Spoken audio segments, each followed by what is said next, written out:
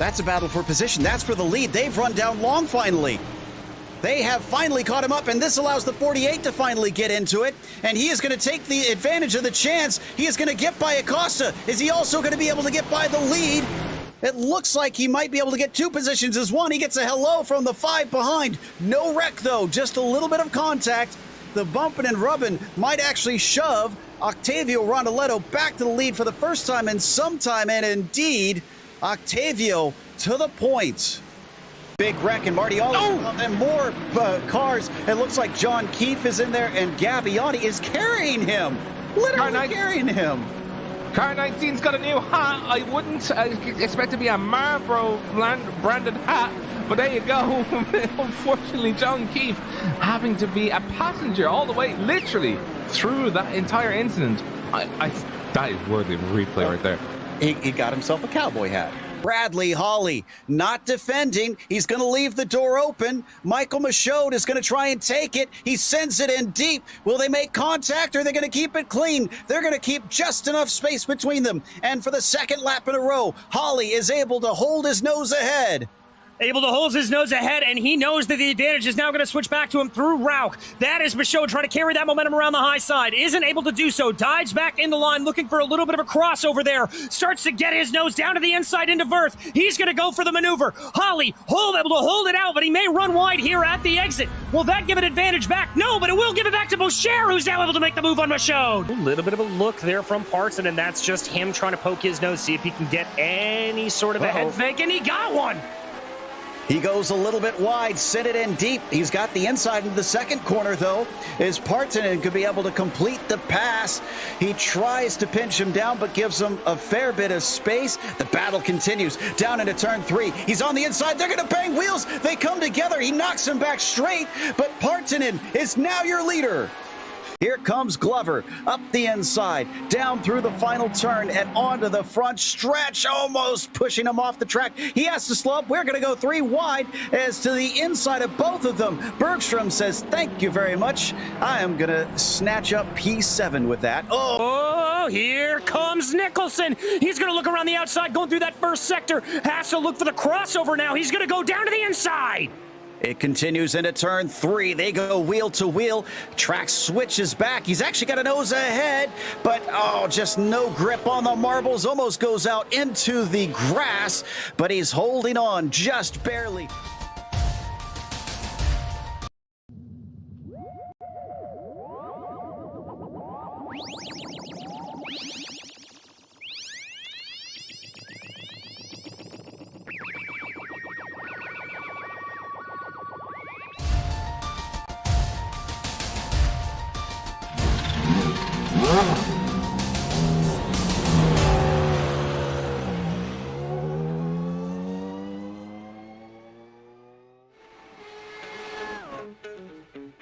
It's been a season filled with thrilling moments and intense action. But with 13 races down and just 1 to go, this year's edition of the Major Series and its European Pro Split looks to end off 2021 with a bang. Today, it makes its way over to Japan to Twin Ring Motegi for the Indy Japan 300, live on the Global Sim Racing channel to cap off 2021. Hello everyone, and welcome to the final race of the Major Series European Regions Pro Split season, live from iRacing's virtual Twin Ring Motegi.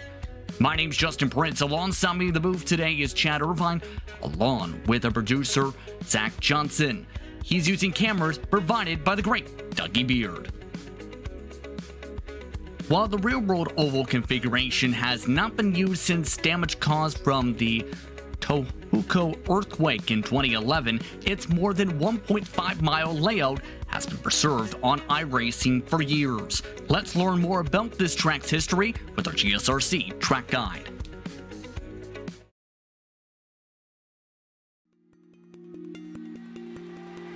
Welcome to the Oval at the Twin Ring Motegi. Let's get a common misconception out of the way. While damaged in the earthquake of 2011, it has been repaired and would need very little done to see major racing action today. Got it? Great. But one thing is true, it doesn't get used that much nowadays, so it's great to have it here in the virtual world. In American terms, you could probably best compare this track to Gateway or Darlington in that it's egg-shaped. While both sides of the track are banked at 10 degrees, the difference is in the radius.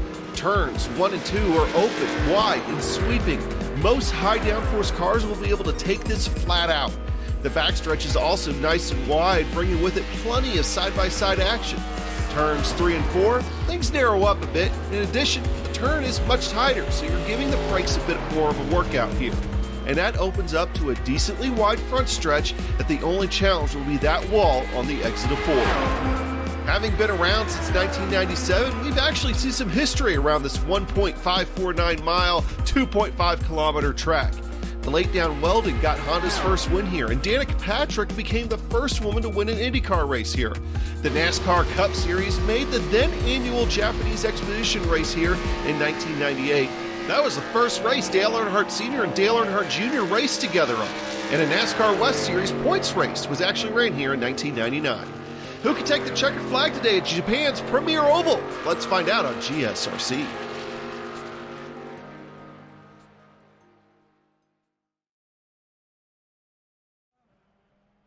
That was a look at our GSRC track guide for Twin Ring Motegi. Now, Chad, the racing at this track can be very intriguing to say the very least. Some open-wheel cars can run 5 wide for the race lead at sometimes, while others, it can be difficult to pass with the effects of aero wash and aero push. Where do these Dallara IndyCar chassis we'll be using today, circa 2011, fall on that spectrum for this track today?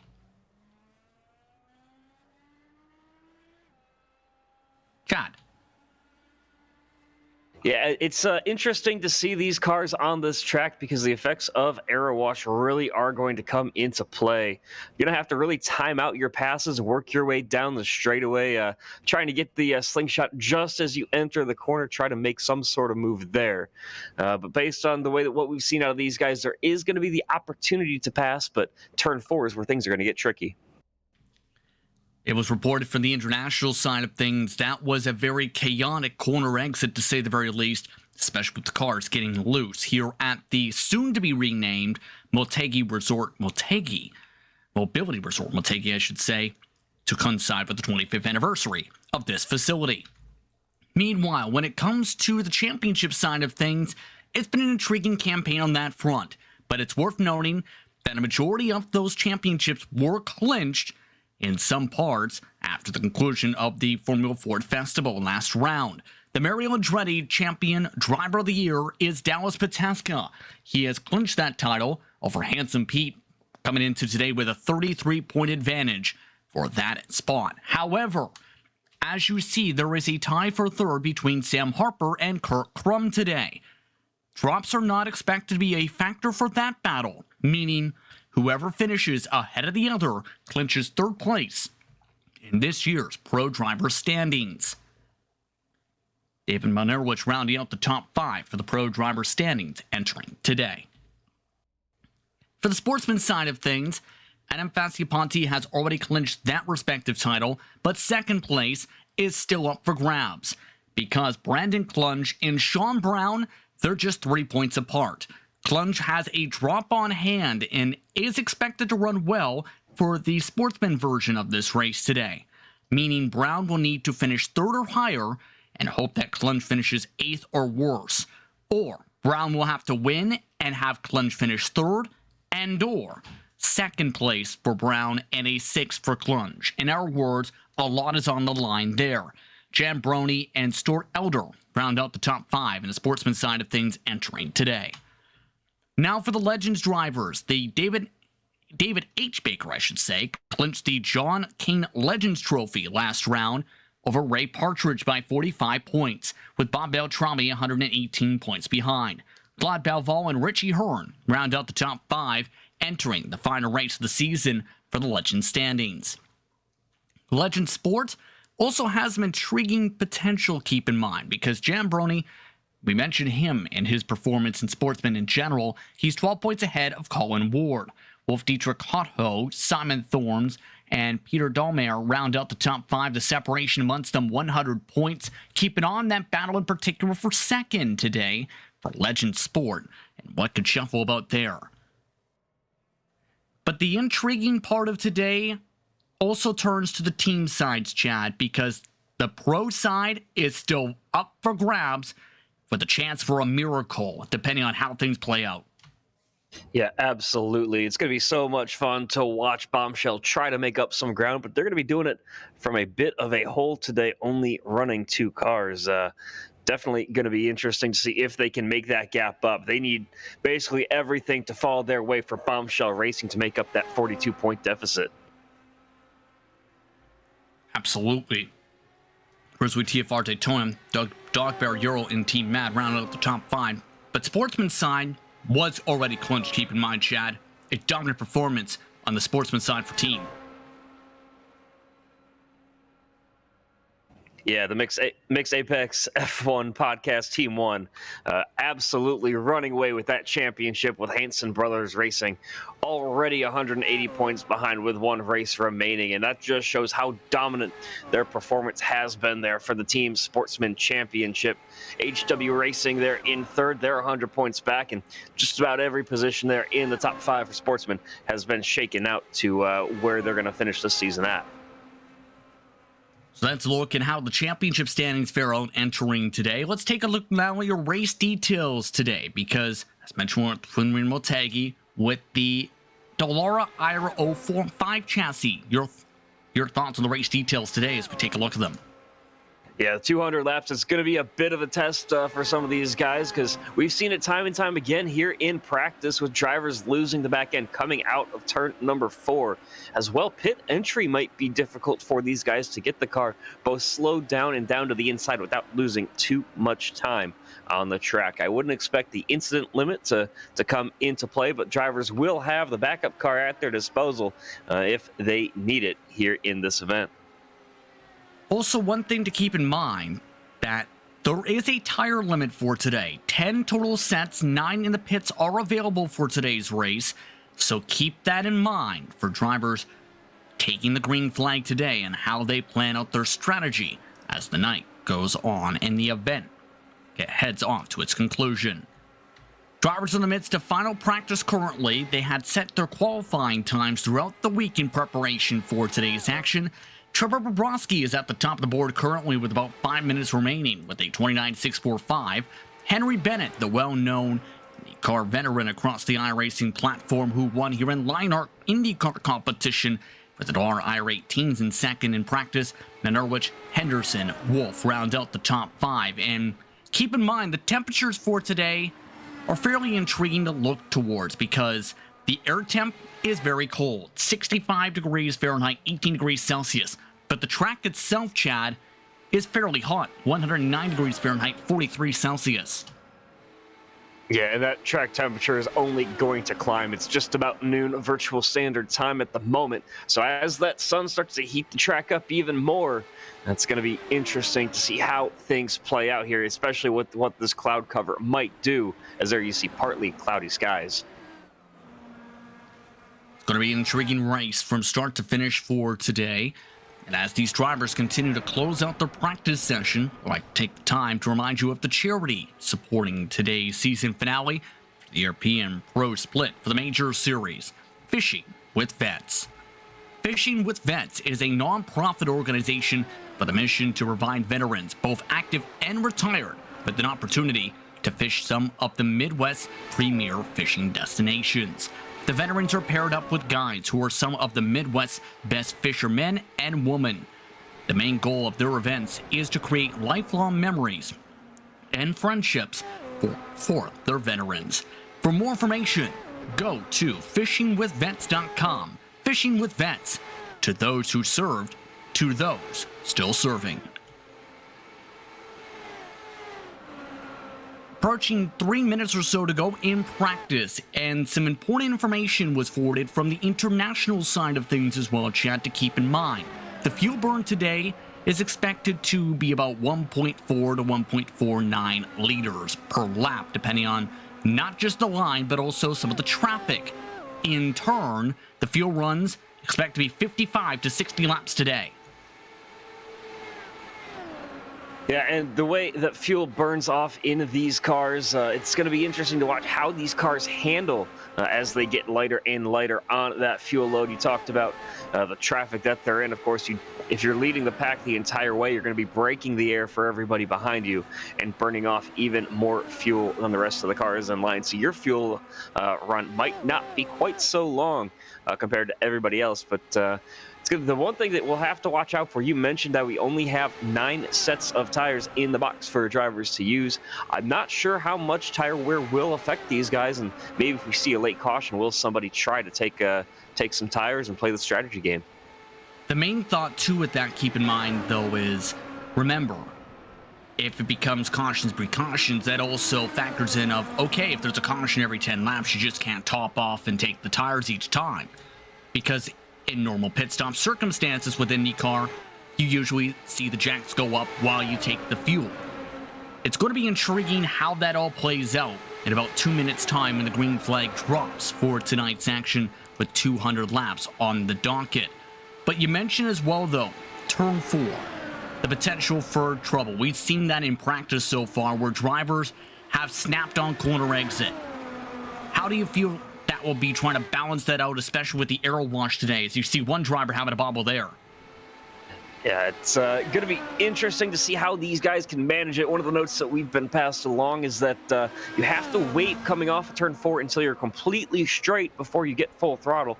That's what's going to cause the back end to step around, and that part of the track is going to be the interesting part to watch because guys want to be aggressive. They want to get a great run off the corner, but it's risk versus reward doing it there, especially if you're trying to set up a move going into turn 1. We talked about Henry Bennett, of course, with his experience. He's among one of the favorites today. Who else are you keeping an eye on today, Chad, to try and be one of the front runners for this one? Yeah, here in the practice session, Favrovsky, Bennett, and Malnero, are your top 3, and I think that those 3 guys have shown pace all season long, so we're going to have to wait and just kind of figure how these guys are able to run in traffic once we get rolling here. I can't wait to see this race. It's a track that goes very underutilized on the iRacing service, and it's going to be fun to watch these guys. Very talented drivers on a track that can get a little treacherous at times. And with this being the season finale too, a couple drivers are making starts for the first time in a little while. Keep in mind, Ryan Walker, who has been known in the past for commentating races on GSRC, several other platforms, will be amongst those competing today. He's mid-pack in practice, 8th overall on the board. Also, David Serranzo returns back after a couple weeks away in the 738. His fastest time, a 30.237. He's taken on one of the paint schemes from the past of IndyCar action when it comes to its racing heritage.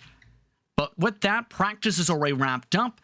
As mentioned, qualifying took place throughout the week to prepare today's starting grid. How will they fare out here? Let's find out. 18 cars are ready to get rolling for the Indy Japan 300, with Henry Bennett being up on the pole today.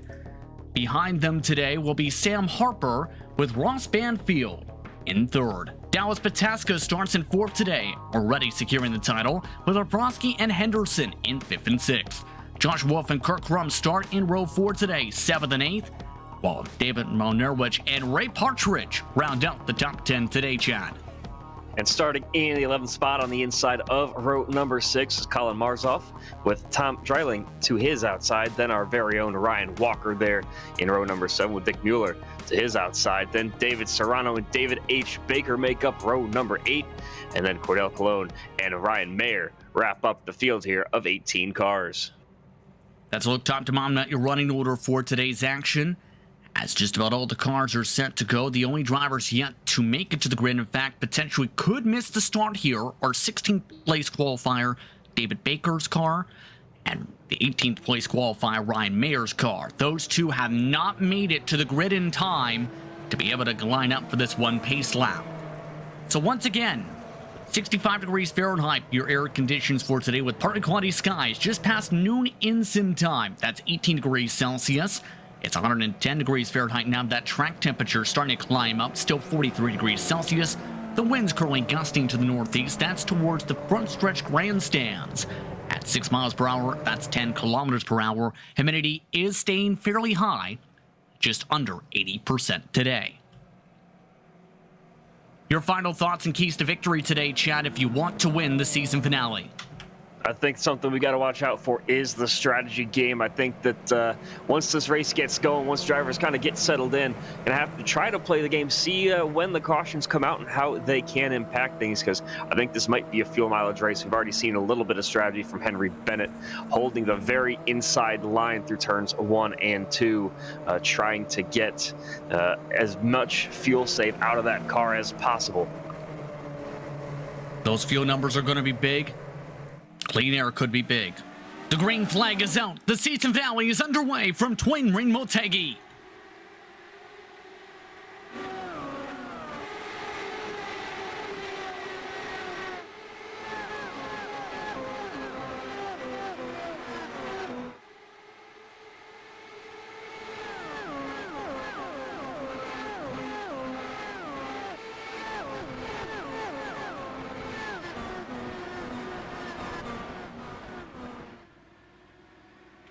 And a great start for Henry Bennett, already leading by almost half a second over Sam Harper. He leads the first lap. The Indy Japan 300. Few cars trying to battle side by side in the mid-pack around the edge of the top 10. Kurt Crum in the 7 car trying to utilize the high side. Moves his way around the outside of Joshua Wolf to gain a spot.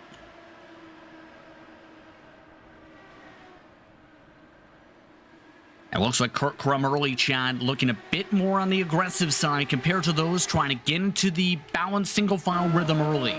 Yeah, he definitely took no time setting that move up. Just went to the outside, powered it off the corner, and that launch off was just phenomenal. Kurt Crum trying to work his way up through the field, up into the 7th spot already. Now he wants 6th as well. Already on the 3rd lap, attacking Bobrovsky. Kurt Crum now up 2 positions already. And quickly, a couple drivers have gained 2 positions. Cologne, along with Serranzo, have done the same. Quickest lap so far set by Bennett, also a swap up the road as well. Dallas Pataska has just been passed to the inside by Travis Henderson. This is all well. Henry Bennett has just about broken the draft already, Chad, in Henry Bennett fashion.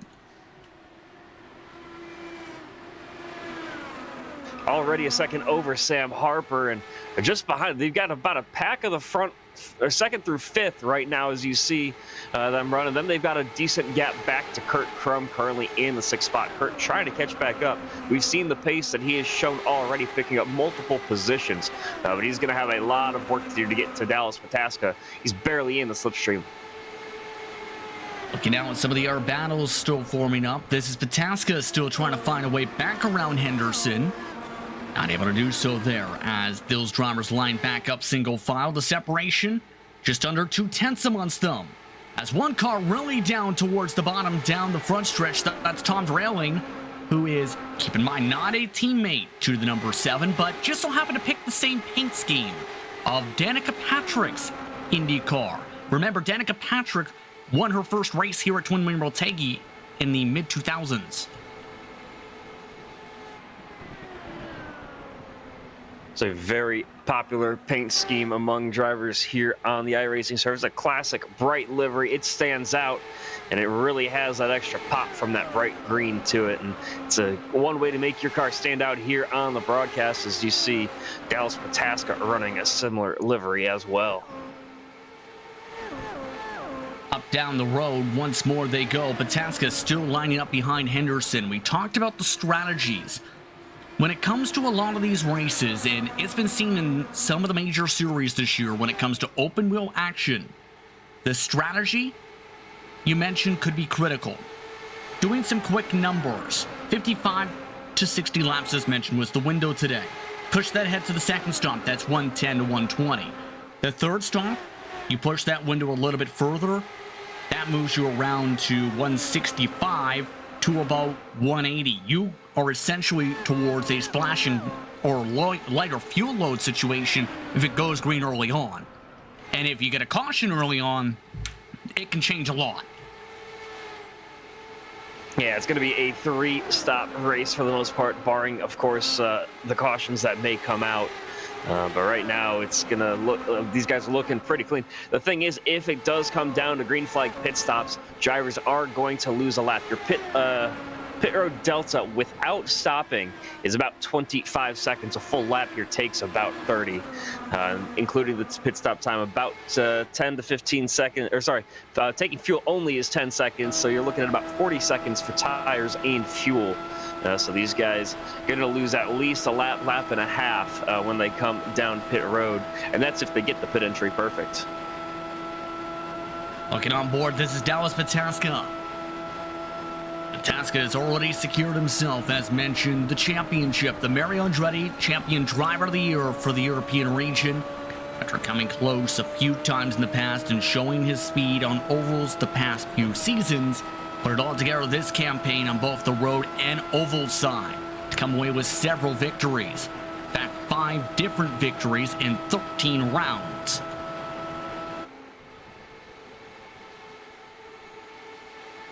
Right now, this grouping of cars, keep in mind, though, it seems Chad struggling to close back up to Sam Harper and Ross Banfield's pack. They're running a 10th slower than them currently as the 24 slides up the track. Able to catch it, just maybe a line higher than he'd like to be on corner exit, but keeping things in the right direction. And there you see all the pressure that is being felt by Travis Henderson with Dallas Pataska right behind. And I think that these guys might need to find a way to utilize some swap drafting to try to get their momentum going, pick up some of the time that they might be losing to those guys right in front of them. Speaking of swapping around, there is one right there. Pataska now to the inside. Henderson not giving up easily. Kurt Crum has now reeled them in as a result of all this battling. Keep in mind, he picked up 2 to 3 tenths alone the past time by in these cars. Yeah, he's got something figured out in his car. I'm not sure if he's messing with his in-car controls to find some magic in there, but he seems pretty comfortable already up from the 8th starting position up to 6th and working on the next 2 as well. Keep in mind, this is an important position for Kurt Crum to pass, even though it's early on, Chad, because remember that battle for 3rd? Harper is still now almost 2 seconds up the road. Crum is amongst one of the fastest cars on the racetrack at the moment when he's in clean space. In fact, at times, he's matched Henry Bennett's pace. He now goes for the dive underneath Henderson. Henderson forced off the bottom. Kurt Crum looking to slide up for 5th.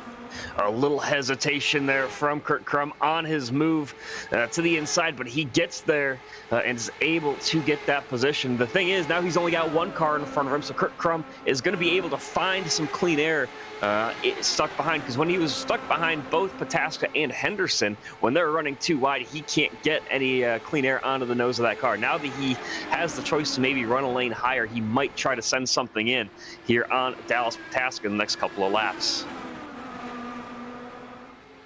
And that's the main thing to think about too, Chad, when it comes to this track. It takes several laps to set things up. Just 10 degrees of banking here at Twin Ring Motegi, which is not a lot, but keep in mind it's a very wide track too, with several different lanes you can try and utilize, especially 1 and 2. Yeah, we talked about the exit of 3 and 4 being so critical. And yeah, when you're able to run a different line in 1 and 2, you can get the better exit off of 4 and set everything up all the way around, basically taking a full lap to try to get your move ready to go. And we're seeing some guys be very racy already. Meanwhile, you see some of the drivers lining up. That's Norwich and Wolf. Right now, it looks like some of the Grizzly TFR cars struggling a little bit pace-wise. They're running about 30.5s to 30.9s currently. The majority of the cars in front of them are running up to a 10th a lap quicker plus, Chad, currently, after having some good track position early as a group. Yeah, and the interesting thing here as well is the tire fall off for these guys. Henry Bennett's best lap was a 30 flat.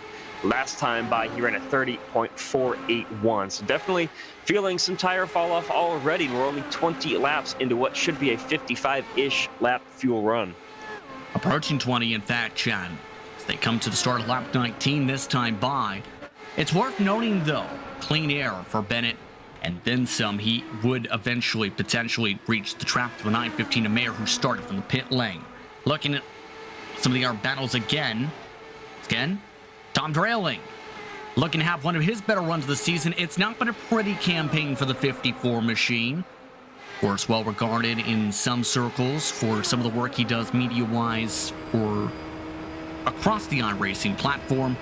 It's not been the prettiest campaign, though, from the 54 when you break it on down with some of the luck he's had, especially in the open wheel events this season. Yeah, you see him worked in that wheel just the slightest bit on corner exit, and I think that he's really looking for a good round. You mentioned kind of his woes that he's had in the open wheelers. Hopefully this is a way for him to turn it around. You see him, they're trying to make the move on Vavrovsky. He's got some momentum here. He's going to close up down the straightaway, but he's probably not going to have the time to do it on the entrance to turn number 3, maybe next time into turns 1 and 2. And some of the aero wash coming in, especially at this point with all of this. Keep in mind, Drailing this season, 22nd in the points entering today, 257 total picked up, not a single top 5 run from on the campaign as a driver. Behind him, meanwhile, that's David Serranzo having a solid run up 3 positions. Ryan Walker has stuck with this group as well. Cordell Cologne holding on to the back end of this draft as well. They've already fallen 13 seconds adrift of Henry Bennett's pace. Yeah, speaking of Henry Bennett and the lead that he's put on, he's 3.5 seconds up the road from Sam Harper. He's got something in that car, a little bit of magic thrown in there to make him just spectacularly quick. The thing is that once he gets into some traffic behind him, what is going to happen? Once he gets into some of that lap traffic, once he gets that clean air taken away from him, what is going to happen to that 007? Looking now towards some of these other drivers, there is Bennett in particular. He is, as mentioned, approaching Ryan Mayer, who did not make it to the grid on time to take the green flag. He started from the pit lane. That's the last car in the lead lap. There is a chance Bennett may be able to use the 915 to save fuel. As well, though, as noticed with the pace, with it being 4/10 slower than his initial start, Bennett appears to be doing a lot of fuel saving in clean air regardless right now, with him already having such a big buffer. Yeah, exactly. He's running comparable lap times to Ryan Mayer. That's up in front of him. So even if he does just decide to tuck in line, he's not going to be losing a ton of time out there on his own. Want to take a listen on board for a second through 3 and 4. Take a quick glance here.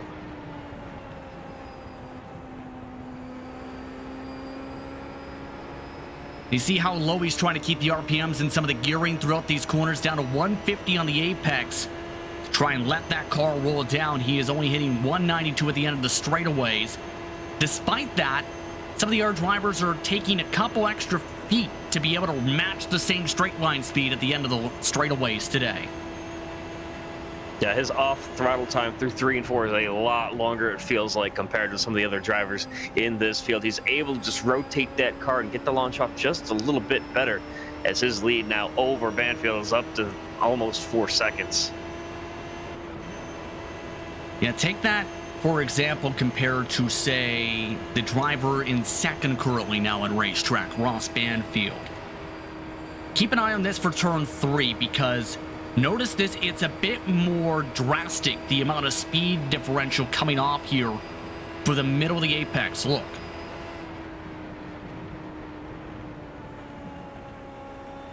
And he went to third too, Banfield here did. So Bennett is doing this while still keeping him fourth to help with the fuel mileage. Yeah, that's an interesting difference between these two cars, because if you're able to keep it in fourth and still get a decent launch off, it definitely is going to change the way that you're using fuel. And yeah, he just put another 10th on, Bennett did on Banfield. These guys, wow, the pace that these guys are laying down early on is incredible. There's a reason Henry Bennett's one of the most well-regarded sim racers when it comes to open-wheel racing. Remember, when there have been open-wheel major full-length events in the past for the major series in this split in the past couple years, guess who's usually the favorite? Henry Bennett. Banfield doing a decent job in second meanwhile, but he is getting reeled in now. How about 2/10 picked up last time, in fact, by Dallas Pataska? He's bringing Sam Harper and Kurt Crum with him. And Kurt Crum licking his chops right now. He's been lying in wait the last couple laps trying to get something. As we talked about his charge through the field early on, you see him there just kind of waiting, trying to get by Sam Harper. But I think that he's going to wait until he's a little bit closer to these next couple of cars and try to make his move, try to maybe go 2 for 1 or just set up multiple cars at a time. Keep in mind, you may notice some of the logos today on Sam Harper's machine. I asked about him about this paint scheme for today, as they've been helping each other. Harper and his group have been, along with Bombshell Racing Team throughout the campaign. They are expected to race each other for today. Keep in mind, though, for that 3rd position in the final driver standings for the pro side. So expect a pretty busy battle here amongst these two today. Again, the first of these two between Crum and Harper to finish in front of the other ends up finishing 3rd in the standings. Meanwhile, Pataska is now up to 2nd, a quick dive underneath the 777. Yeah, fantastic move set up there by Pataska, and a little bit of a wiggle there off the corner from Banfield, but these guys now all 2nd through 5th, nose to tail, and they are going to have some fun with it. Here is now Harper trying to find a way by Banfield. Something's really going wrong with Banfield's car at this point, tire wear-wise. A couple drivers I've noticed, Chad, are starting to get really edgy off these corner exits. We mentioned turn 4. Watch Banfield. He's struggling to get to the bottom, but this corner exit right here, the cars are starting to get really twitchy. Yeah, this track is a little bit like Darlington, where it's got the dual radius on each end. It's not a symmetrical track, so you can definitely feel the exit off of 4, where things are going to be tricky compared to turn 2, where it's just a solid exit. You can get a great launch down the backstretch. So these guys going to have to kind of be a little bit more patient here and just trying to feel things out as fuel burns off and tires wear away. They're just past halfway through this fuel run. I remember some of the discussions from just a few months ago from some of the events held here on iRacing at this track. One of them was one held by ERCR in particular, and it was mentioned with that time that Darlington was one of the inspirations, in fact, Chad, for the oval concept, keep in mind, as they had visited the USA and at the time were struck by the fact that facilities such as Charlotte, etc., could see the entire course. And that helped form an integral part of Twin Ring Motegi's grandstand plans, etc., for this respective oval, before they worked their way forward for the construction before its opening in the late 1990s. Yeah, it's a fun little track. They've got a huge mound on the outside of turn number 1, and grandstands all around this place, and it really does make for a great viewing experience here in the sim. As there you see some fantastic laps and a little bit of a wiggle there as well just a moment ago, but keeping things pointing the right direction. 35 laps into this run. These guys are definitely not making it easy on themselves with how they're handling these race cars. Yeah, very dicey. Some of these drivers are having to handle these machines at the moment. Looking at some of the other battles, meanwhile, some of these other competitors fare out. Behind them now, it's side by side for 3rd in the championship and 4th on the racetrack. Crum side by side with Harper. Crum with the preferred line on the inside. Harper trying to run the outside. He's forced to lift off. Move Kurt Crum up into 3rd overall in the pro driver standings. Very high on exit there from Sam Harper and barely able to keep it out of the wall. He lost a ton of ground there, but able to keep things clean, and he's still got his race car working the right way. Harper, as a result, though, losing a couple tenths there. See if Harper's able to bounce back there. We're already past midway through the fuel run, keep in mind, for today's action. So back to the rhythm these drivers respectively go here. Bennett, keep in mind, has not only just about reeled in the 915, Colin Martzoff and Dick Miller's cars have also fallen back to the point where they have almost reached the 915 in terms of their marks. Those drivers, the 83 and 84, running 30.8s and 7s. Mayer's running 30.5s. So at this point, Mayer may actually pass some cars here to prevent himself from potentially getting lapped here if Bennett gets any closer. Yeah, and I think that some of these guys are going to have to try to make a strategy call pretty soon. If you want to make it on 3 stops, you can make it here in about 12 laps. They're going to be short pitting by about 5 to 8 laps, but you're going to probably make that up with the tire fall off that we've seen from guys here. So it's going to be interesting to see how that undercut might work for some of these guys, but I think a couple of them further on back are just hoping for a caution. Taking a look towards some of the backpacks right now. You see Ryan Walker's group, meanwhile, still has Tom Drelly now leading it. Serranzo still trying to find a way around the 54 now to make up 5 positions from his starting spot currently still. I always find it so interesting, especially with the end of the season, how things play out for the campaign. You have expectations coming in, of course, as a driver, Chad, but a lot can change over the course of a full year. And of course, with a series like the Major Series, it's not just as simple as all the races are with, say, the Cup car with a certain aerodynamic package. No, you have to be able to master all sorts of types of cars throughout the campaign, whether it's on road or oval, and it takes a lot of precision in practice to learn all those cars to know, say, okay, maybe that dive attempt just right now from Serranzo may not be the closest call or the best place to make the move quite yet.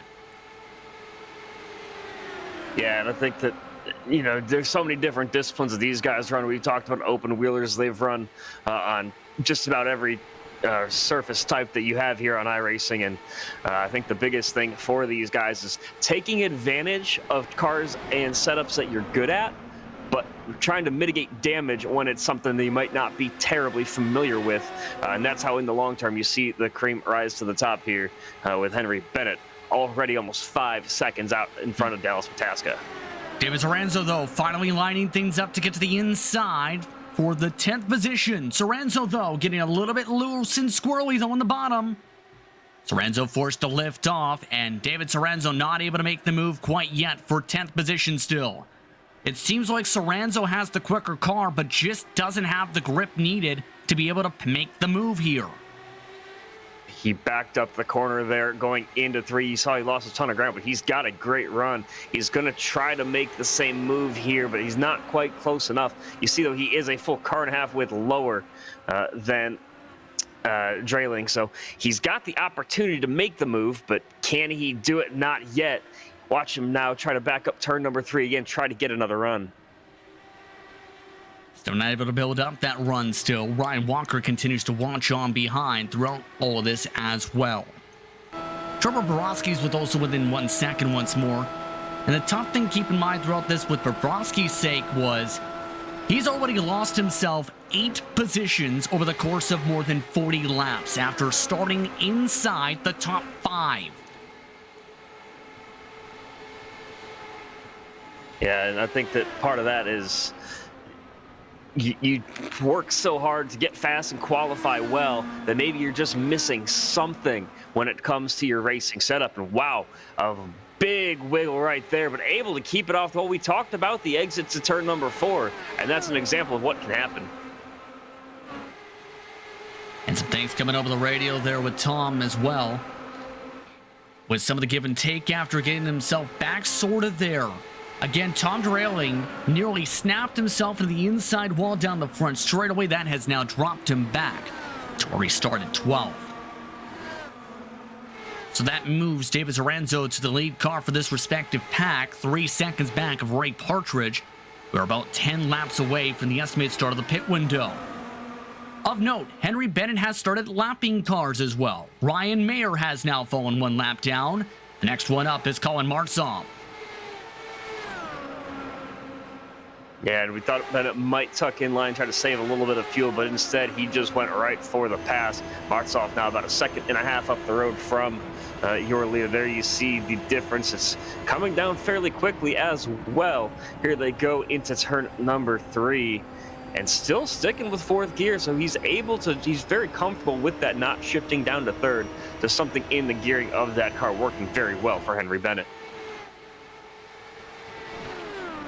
Yeah, that car is a rocket ship and a half today, to say the very least, with all the experience he has. Still more than 4 seconds ahead of Dallas Pataska. Colin Martzoff is now 1 lap down. Dick Muir is the next driver who may fall a lap down by the start of this pit window in the next few laps or so. And what kind of goes through your mind as a driver when you see that type of raw pace at this point, Chad, to be honest, because already a quarter of the way through in just a couple laps, and Bennett's currently in at the pace where he may be able to lap just about the entire field if it stays green. Yeah, if I'm one of the drivers behind him, all I can think is, wow, I wish I had that setup. It definitely makes things a little more interesting for some of these guys, realizing, okay, I'm out of contention really for the win, barring any cautions or anything like that. Something would have to happen to Bennett for anybody else to try to take advantage. I think that what we're going to have to see is Dallas Pataska trying to be very aggressive if we get a restart late in the race. Just trying to get the clean air away from Bennett, because we haven't seen him have to deal with that too much yet this race. Meanwhile, looking back at that battle with Serranzo and company, Ray Partridge has fallen off a cliff pace-wise. Why? He clipped the apron through turn 1 the past time by, cost him a couple seconds, and now Partridge clips the apron again to lose even more time. Ryan Walker is checked up, and something's going on with Ray Partridge's car all of a sudden. Yeah, light fuel, worn tires, just maybe not focusing as much on his line and trying to figure out what his race car is doing. And instead, unfortunately, it is making him make some unforced errors, and he's fortunate enough just to keep the car off the wall. On the bright side for him, he has the best creativity in the field for paint scheme-wise today, Chad. Because if you look closely at that paint scheme, you may see some past IndyCar paint schemes mixed into the theme for this one. Your thoughts, Chad? It's a very simple car. I like it. I'm trying to piece together every little different car that we've got on there. But yeah, it's a very simple car. It definitely ties in. It's got a very classic mid-2000s IndyCar feel to it. I recognize the paint scheme. The name of the team is at the tip of my tongue, but I know exactly which type of car it was from that time with that similar paint scheme. And it was a car that was very successful, if you remember, at that time. Let's put it that way.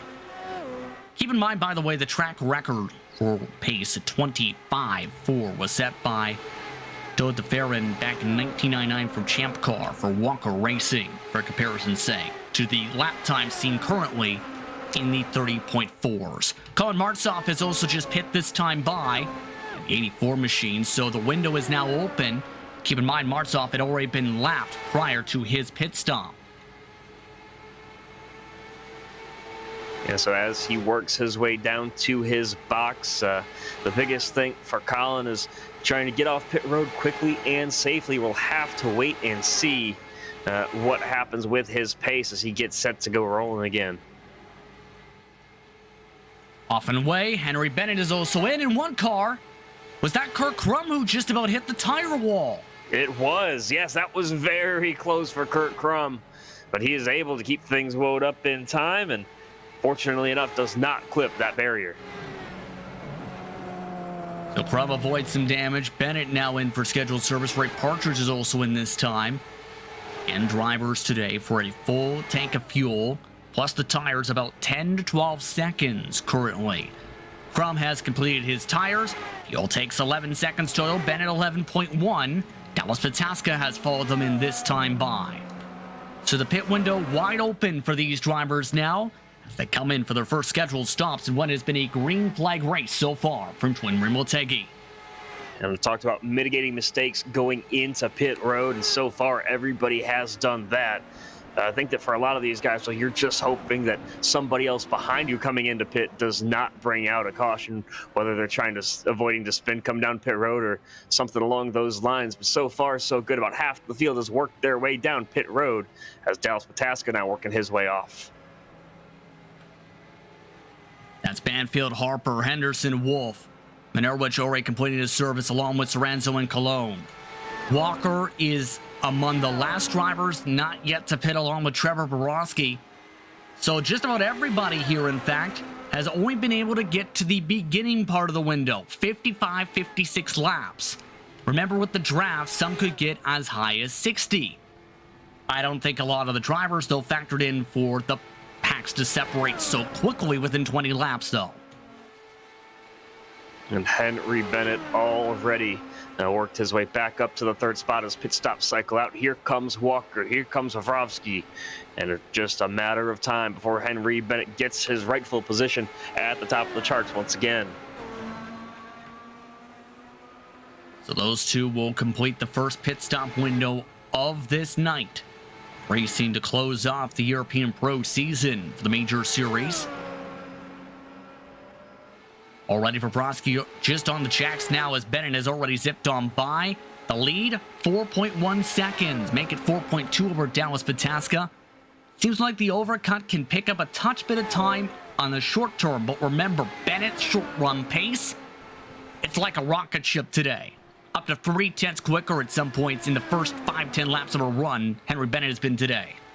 His short run pace is like a rocket ship. His long run pace is just as good. He was still picking up a 10th here and there over Pataska as that first run went on. But Kurt Crum up into third, and he's about 2 seconds or so behind Pataska for the second spot. So he's got some work to do. Kurt wants to continue his charge, but Bennett continuing to pull away. His last lap was 0.2 of a second quicker than Dallas Pataska. The first pit stop service is complete. Ryan Mayer is having an extended pit stop time, though, for his respective service. He's already lost several laps as a result here. Not sure if this is because of an issue or if he is electing to end the race here. We'll have to see for the 9:15. He's already essentially out of contention here because when it comes to IndyCar Series action, Chad, no lucky dogs, no green-white checkers. It's not just as simple as, okay, let's take the wave around. You need to essentially position yourself right to even have a shot to get the lap back. Yeah, for sure. It's very difficult to do on strategy, but I think it's an interesting move this early with this many laps remaining for Mayer to park it. I'm not sure if he had another issue, maybe a penalty coming into his box that would have put him another lap down or what it was for Mayer, but unfortunate to see him park the car this early. He's been in his box for 3 minutes. So unfortunate for him, but Bennett, meanwhile, continues the quest of trying to pull away from the field as much as possible. Lap 62, he leads by 4.5 seconds just about over Dallas Pataska. Kurt Crum has cycled up to third over Ross Banfield. Harper has fallen 3 seconds back now of Crum for that third spot of the Pro Driver standings. He's in fifth now on the track. Norwich is in sixth with Henderson, Serranzo, Walker, and Wawrowski, your top 10 once more. So Wawrowski, out of all of that, with the overcut, did pick up a couple of the positions he had lost prior to the pit stop. 3 of them to be precise, Chad. Yeah, his pace still isn't, his pace now isn't far off of everybody around him. He ran an almost identical lap time to the car in front of Ryan Walker. The car just behind of Ray Partridge was right there, about half a tenth quicker or so last time. So Wawrowski, with these fresh tires and with fuel in the car, he's running identical pace to guys around him. He's just got to find a way to work his way back up one at a time. Confirmation coming in from the Bombshell Racing team that Ryan has to attend to other things. His day is now done. But already past a quarter of the way through today's action here on GSRC. More coverage of the Major Series and its season finale coming up right after this. You're watching the Indy Japan 300 from Twin Ring Motegi.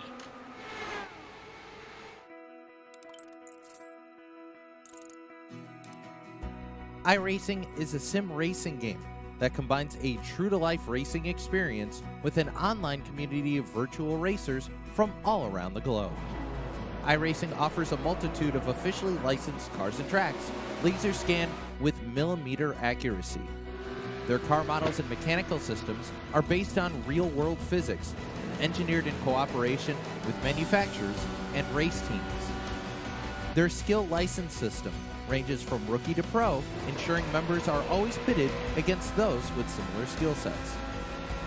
Members are able to sign up for a weekly race series, compete in time trials, host a private race with friends, and participate in racing leagues created and run by the community.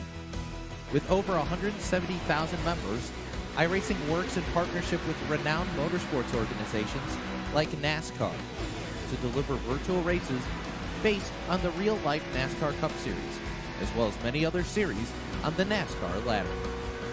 iRacing also features team racing, providing a variety of options for members to create and manage their own teams. Race with friends or real-world teammates in full-length endurance events like the 24 Hours of Daytona, Spa 24, or the Bathurst 12 Hour. Additional partners include IMSA, World of Outlaws, Supercars, and IndyCar, allowing members to race in their very own Indianapolis 500, Bathurst 1000, Chili Bowl, and many more iconic events. This is iRacing, delivering the most authentic racing experience short of getting into a real race car. Sign up today at iRacing.com.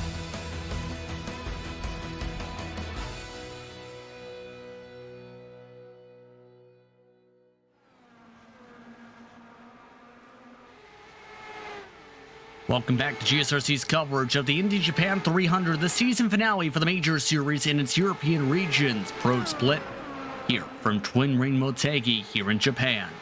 Justin Prince alongside Chad Irvine with the producer Zach Johnson, along with cameras provided by Dougie Beard. For those tuning in, Henry Bennett leads by almost 5 seconds over Dallas Pataska. Kirk Crum, Ross Banfield, Sam Harper, the top 5. And one of the discussions we were having prior to the commercial break was some of the paint schemes for today, and it actually sparked a lot of conversation for those watching along from respective teams today. When it comes to, for example, the 777 paint scheme, Ross Banfield is supposed to be based off of a Dan Weldon paint scheme. Of course, Dan Weldon with a lot of experience when it came to IndyCar racing prior to that tragic day at Las Vegas a few years ago.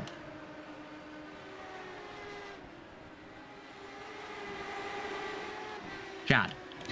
Yeah, Dan was a fantastic driver. I actually got to meet him a couple of times down at the Speedway, and he was a really great guy. And there's some other fantastic cars out there as well. So it's great to see these guys representing some past historical cars here in the simulator, and it's great to see see that car representing one of my favorite drivers by Ross Banfield. One of the closest representations when it came to that, in terms of the paint scheme, is based on some of the logo design as well. The one car he ran for Brian Hurd Autosport gives a good resemblance to the 777 for the 2011 Indy 500. Mentioned some of the other paint schemes being driven, such as this paint scheme you can find on Trading Paints, I believe. That's been running fairly well. David Serranzo throughout all this, quietly up 7 spots. Yeah, it's one of those drivers. I was surprised to see him up as many spots as he is, because we just haven't mentioned him making any moves or putting himself in any danger. By the way, it looks like something might have happened to Tom Drayling. He has lost a ton of time out there on track. He's the last car currently running. He sits 1 lap down, and he's about 4 seconds behind Colin Marzoff, the next car in line. Well, to answer the question in that regard, he had a catastrophic pit sequence, let's put it that way. I'm not sure if we can go back to his pit stop time on lap 57, because there is an art form when it comes to entering the lane, exiting the lane, of course, entering the box, Chad. And in this regard, he had to back up and pull forward at least 3 times before he was able to service his car. He had a pit stop lap time of 1 minute and 22 seconds. Take a quick glance. Just a moment here. This is, as you can see, that dive right on in, but then it becomes disastrous when he goes over the concrete for the pit stall. Yeah, it's getting slowed down for your pit stall, not overdriving your box, but still being as aggressive as you can on pit entry. There he seemed locking it up and sliding too far forward. Then he's going to be too far to the left, and unfortunately, he has to get himself centered back up.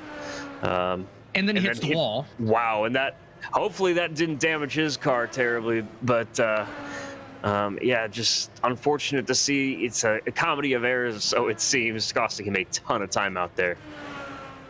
That has been the season for Tom Drayling in a nutshell right there, unfortunately for him. He's now the second car 1 lap down. In fact, the last car overall 1 lap down out of 5. Joshua Wolf has also been lapped recently. by the leader, Henry Bennett.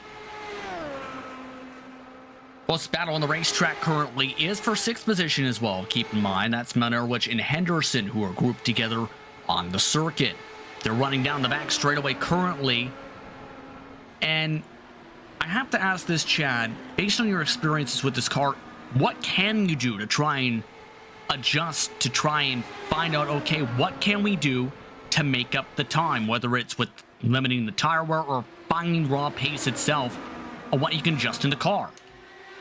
Yeah, with these cars, I'm not as familiar with compared to the more recent Indy cars, but these guys know what they're doing. The biggest is going to be just trying to get any bit of clean air onto your nose, because if you're fighting the steering wheel stuck in the air wash of another car, you're going to be working that wheel just a little bit more, burning off your tires just that much quicker. And there you see these guys starting to feel a bit of pressure from your overall leader, Henry Bennett.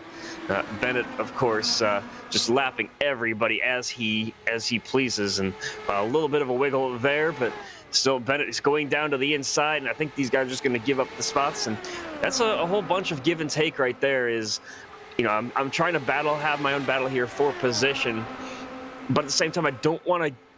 But at the same time, I don't want to hold up the leader for no apparent reason. So Bennett gets by these guys cleanly, and that's going to put Partridge and Vivrovsky both a lap down. It just shows the pace that has been utilized today from Henry Bennett. Continue to run away now. He's lapped just about half the field. We're not even halfway through the race. It's Henry Bennett's world today, to say the very least, here at this racetrack. Getting back to the paint scheme discussions, we've mentioned as well some of the error schemes throughout the field. How about Sam Harper's, for example? We mentioned part of the representation of that car today is the alliance he's had with Bombshell Racing Team throughout the season for his group throughout the campaign, Missed Apex F1 Podcast Team 1. This is also a paint scheme representing pancreatic cancer awareness. This paint scheme was supposed to be utilized by a couple of drivers apparently as well today, Chad, by the team, but this has also been a cause and several others Sam Harper's been running with throughout the past few rounds in particular on this car. Yeah, that's another great thing about the iRacing community. We've got, of course, the charity sponsor for every round here in the Major Series, but as well, you've got drivers running their individual charities as well. So whether it's fishing for vets or for the pancreatic cancer charities or just about any cause that these guys run for, I know that we do sim races for mental health here on GSRC from time to time as well.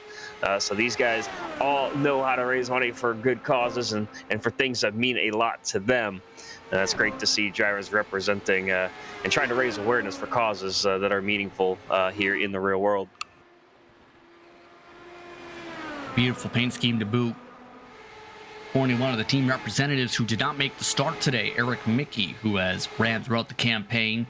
Kirk, Rob, and Ryan Mayer were also supposed to utilize the same scheme today. Harper currently is running 11.9 seconds back of the race leader in 5th spot. In a solid position, it seems, but unfortunately at the same time, almost a no man's land in terms of the pace, because he's matching the pace of the cars in front. He's a little bit quicker than the cars behind. What goes through your mind when you are basically running at the pace where you're almost on a treadmill here?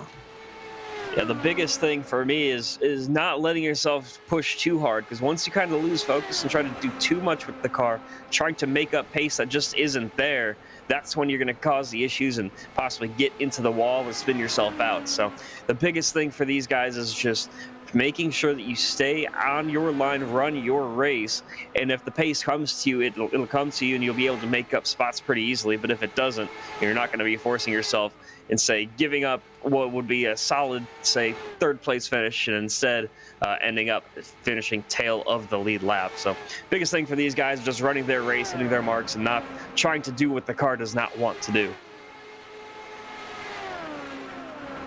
Indeed. Back towards some of the air battles still on the racetrack. This is amongst the 6th place cars still. Arwedge still in front of Henderson. This is a 7-second buffer they have over the next pack of cars, separated by 0.6 total. Keep in mind, you have One that's a Le Mans driver, one's that a Daytona driver in this respective grouping.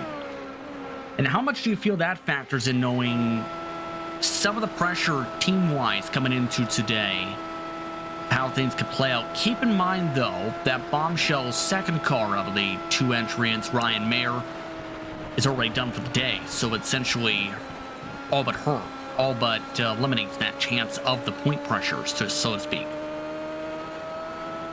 You know, I think for the most part, these guys, while they do want those championships, they do want everything they can to help their team. In the end, it's more of just what can I do today to put myself in the best spot possible today. If you try to once again do too much, or try to force anything, or get thinking about things that aren't on the racetrack specifically, that's when you get those errors to come up. So these guys really just focusing on running their race for the time being, and trying not to worry about what might happen to cars around them. Good point there. That our grouping we mentioned, by the way, is Serranzo and Walker, the last cars in the lead lap, who are about half a straightaway ahead of Henry Bennett. And for Walker, it seems for him today at least, it's been take it calm, take it easy. Not going to singing, let's put it that way. Taking it very patiently here. Yeah, and he's been sitting behind Vavrowski for the longest time. You see him get so close to that rear wing through turn number 4, but unfortunately not able to just send it up the inside. Had to check up just enough to kill his momentum down the straight. Not getting up into 6th gear going into turn number 1. But hopefully down the back, yeah, he's kept his momentum up very nicely here. He's going to try to send it here at some point as he shifts up into 6th and gets onto that rev limiter going into turn 3. And there you see him keeping it in 4th gear, unlike some guys who have to drop it to 3rd. So the gearing in that car really seems to favor him down the back and going into 3. Walker remaining ever so patient when it comes to this strategizing. Remember, when it comes to Walker, he was amongst those who pushed his fuel window the farthest. That helped him pick up at least several seconds in positions on the racetrack. Seems like Walker at least is considering the same type of call as he tries to get some clear on the bottom line. Serranzo having to take the middle line right there. Still holds on to the spot though. And the biggest advantage there for Walker was the fact that he was able to, with him running that inside line by about half a groove or so, he got that clean air to his wing, but unfortunately did not get the launch off that he wanted, as there you see him running a completely different line through turns 1 and 2. So keeping the clean air on his nose, able to just avoid that air wash as much as possible. Now you see him right in the tire tracks of Serranzo, trying to do anything he can to get by. But it's also very difficult to be able to get this job done properly, as we've seen throughout the entire day so far. Takes up to 10 laps even to set up the proper run to do so. And keep this in mind too, they are also slowly reeling in more potential for aero wash in front of them. There's a battle for 15th. Colin Martsoff and Tom Drailing just up the track as well, which could impede their progress. Yeah, those guys as well battling for a position. You got battles coming up on battles here. And even with these guys, you can see your leader, Henry Bennett, starting to creep into the background there as well, now working his way off of turn 2. So kind of see your leader creeping into the picture here, trying to find his way to catch up to these guys and try to put even more cars a lap down. Already, the top 9 are the only drivers left on the lead lap. For now is the main thing. Pretty soon, that'll be down to 7 on the lead lap at this pace. And we are towards the pace where we may have 2 down pretty quickly. The rapid speed shown by Bennett still. Talking a little bit more about this racetrack. Keep in mind there's also a road course that's part of this complex, but back in 2006, Suzuka Circuit Land and Twin Rim Motegi's corporate structures had merged together as Mobility Land Corporation. Not too many people know about that, with them essentially hooked up together. And that in part thought process too when you think about it, to where you have that renaming of this facility coming into play as well, Chad, for the 25th anniversary of this entire facility becoming Mobility Resort Motegi, because it's not just the racetrack here, keep in mind. It's not just the oval in the road course, but it's also, you have a second road course for karting in Formula 4. You have a small dirt track, in fact, that not too many people know about. You also have various time trial events here held here, but also the Honda Collection Hall, which features historic Honda racing and production cars and motorcycles, as well as a fan fun lab by Honda as well for next generation technologies. They even in the past have opened cafes for various racing games of sorts here at this facility. So it's a track known for not just being for the track itself, but also as a potential destination. Yeah, and that's one of the things that I like seeing tracks do, is kind of branching out to more than just racing, branch out to make it a place for the community to gather, whether it is for actual karting and racing on the track, or whether it's, you know, for racing esports or different community events that bring people together. I know that we've seen other tracks like the Indianapolis Motor Speedway branch out into some other things, bringing new properties onto the ground. So this restructuring really seems to help this track grow, and unfortunately the oval side of things is not operable for the time being, but it's still a fantastic racing venue, and it is definitely a destination for racers all throughout Japan. And not only that, when it comes to the scenery, you see some of the tree lines over, say, the billboards around here. There's plenty of forest land around this facility. One of the main natural parts of this track is the Project for Nature and the Environment, where the main idea for the development was its coexistence with nature, Chad, where it was aimed to keep the nearby forests as untouched as possible and leave the water system in its natural state. All of that is for those curious on the Twin Ring Motegi website to reference to. They, for example, built a 21st century playground. You also have forest walks amongst that scenery here around the racetrack and so forth, as well as Hotel Twin Ring nearby. Yeah, and that's something that we've seen all throughout racetracks doing around the world, whether it was I believe it was the Red Bull Ring, where they have done a lot to preserve the forest around that track, or even tracks like Lime Rock Park, where they were going to run it up through the forest, decided to save some trees and run the current layout that we have in the real world. So definitely more than just racing for tracks all throughout the world, and you can see those benefits here with as close as some of these trees get right up to both this track and the road course. The funny thing too is when you look up this racetrack on, say, Google, it doesn't come up as just a track. It comes up as a facility where cars will now have to dodge Ross Banfield, who brings out the first caution. Ross Banfield has been the first driver to become a victim of turn 4. He has slammed to the inside wall. We're under caution for the first time today, just past halfway. Yeah, and thankfully for him, that he will have the backup car to go to. As we'll take a look here at the replay. It was what we talked about off of turn 4.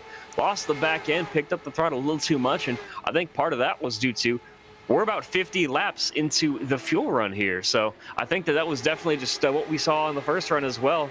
Just not able to keep the car under control, picking up the throttle a little too early there, and unfortunately sent him into the wall. But he is, it looks like, he'll be able to stay the last car on the lead lap. Let's ride on board here with the 777.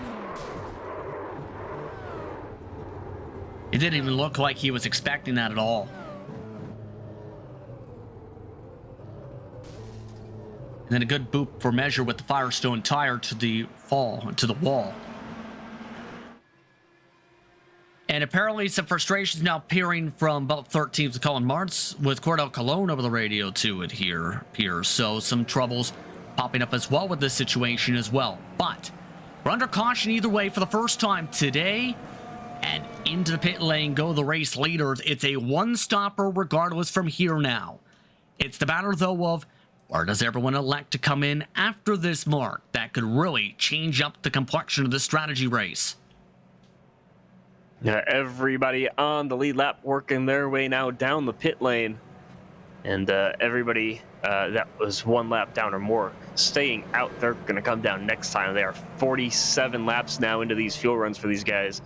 So they're just going to try to make everything as quickly as possible. There you see everybody getting their service, and Henry Bennett takes his fuel. He's going to be the first one off pit road, and everybody else seems to be in and out without issue. So some very clean pit stops, and as we cross halfway, these guys ready to get racy once again. Gary, switch drivers. Even attempt a lucky dog, or rather a wave around situation, but I'm doubting that's the case, since those drivers would have to pit within 5 to 10 laps regardless here, that are staying out here currently for this time around. Remember, the pit lane usually does not open the second time around for lap cars. A couple did, however, like to come down with the leaders. The Smartsoft, Partridge, Verbroski, Wolf, Muir, along with Drailing, who are still out on the racetrack, expecting those drivers to duck in this time by, coming up towards what would be 95 laps to go. And the answer is 2 of the 5, in fact, elect to duck on down. Interesting. Yeah, I've heard the phrase cautions breed cautions, and I think that that's what these guys are hoping for. That are going to try to get that wave around, try to get back by. But with the way that this race has gone, as clean as these guys are, I don't know that that's going to be the case. Remember, those drivers, if they elect to even try this, would have to come in within 5 to 6 laps or so, regardless. It would be a massive gamble. Let's put it that way. That could cost them an additional lap if they tried this. But either way, it's Bennett, Pataska, Harper, Crum, Henderson on the lead lap, how they're structured now. Banfield, with the faster pair, is in 6th. He elected to use that one to keep up and have to get a clean car. Then it's Manorwich and Serranzo, followed by Walker on the lead lap. Everybody else is currently either tailing the lead lap based on the fact they haven't pitted, or they're 1 lap down. Our producer says he would try and stay out. But here's the problem with that logic. We just ran a run of more than 100 laps, and you've got less than 10 laps of fuel regardless in your fuel tank. I'm not sure about that one, Chad.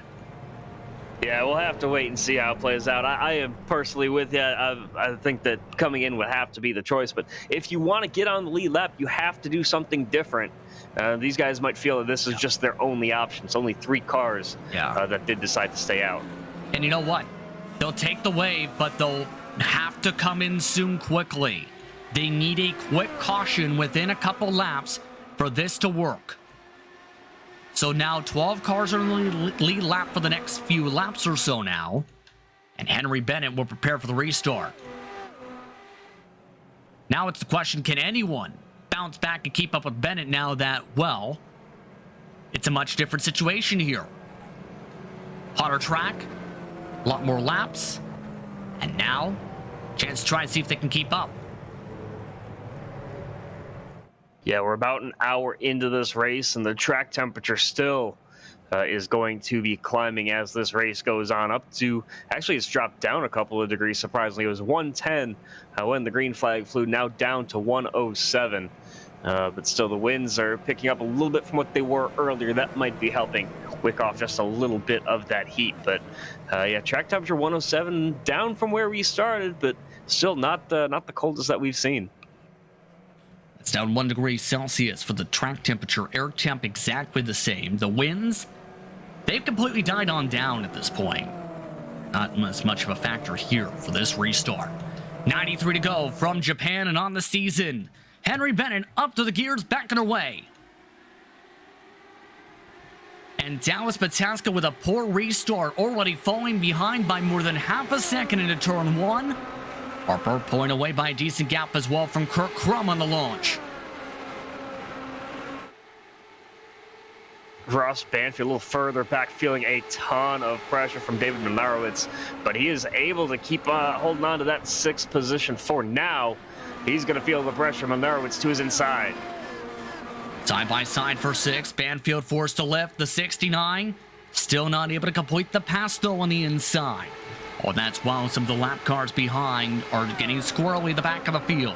And Erlich forced to back off. Back single file has eclipsed the apron in the battle for 6th. And that just shows how racy these guys have been.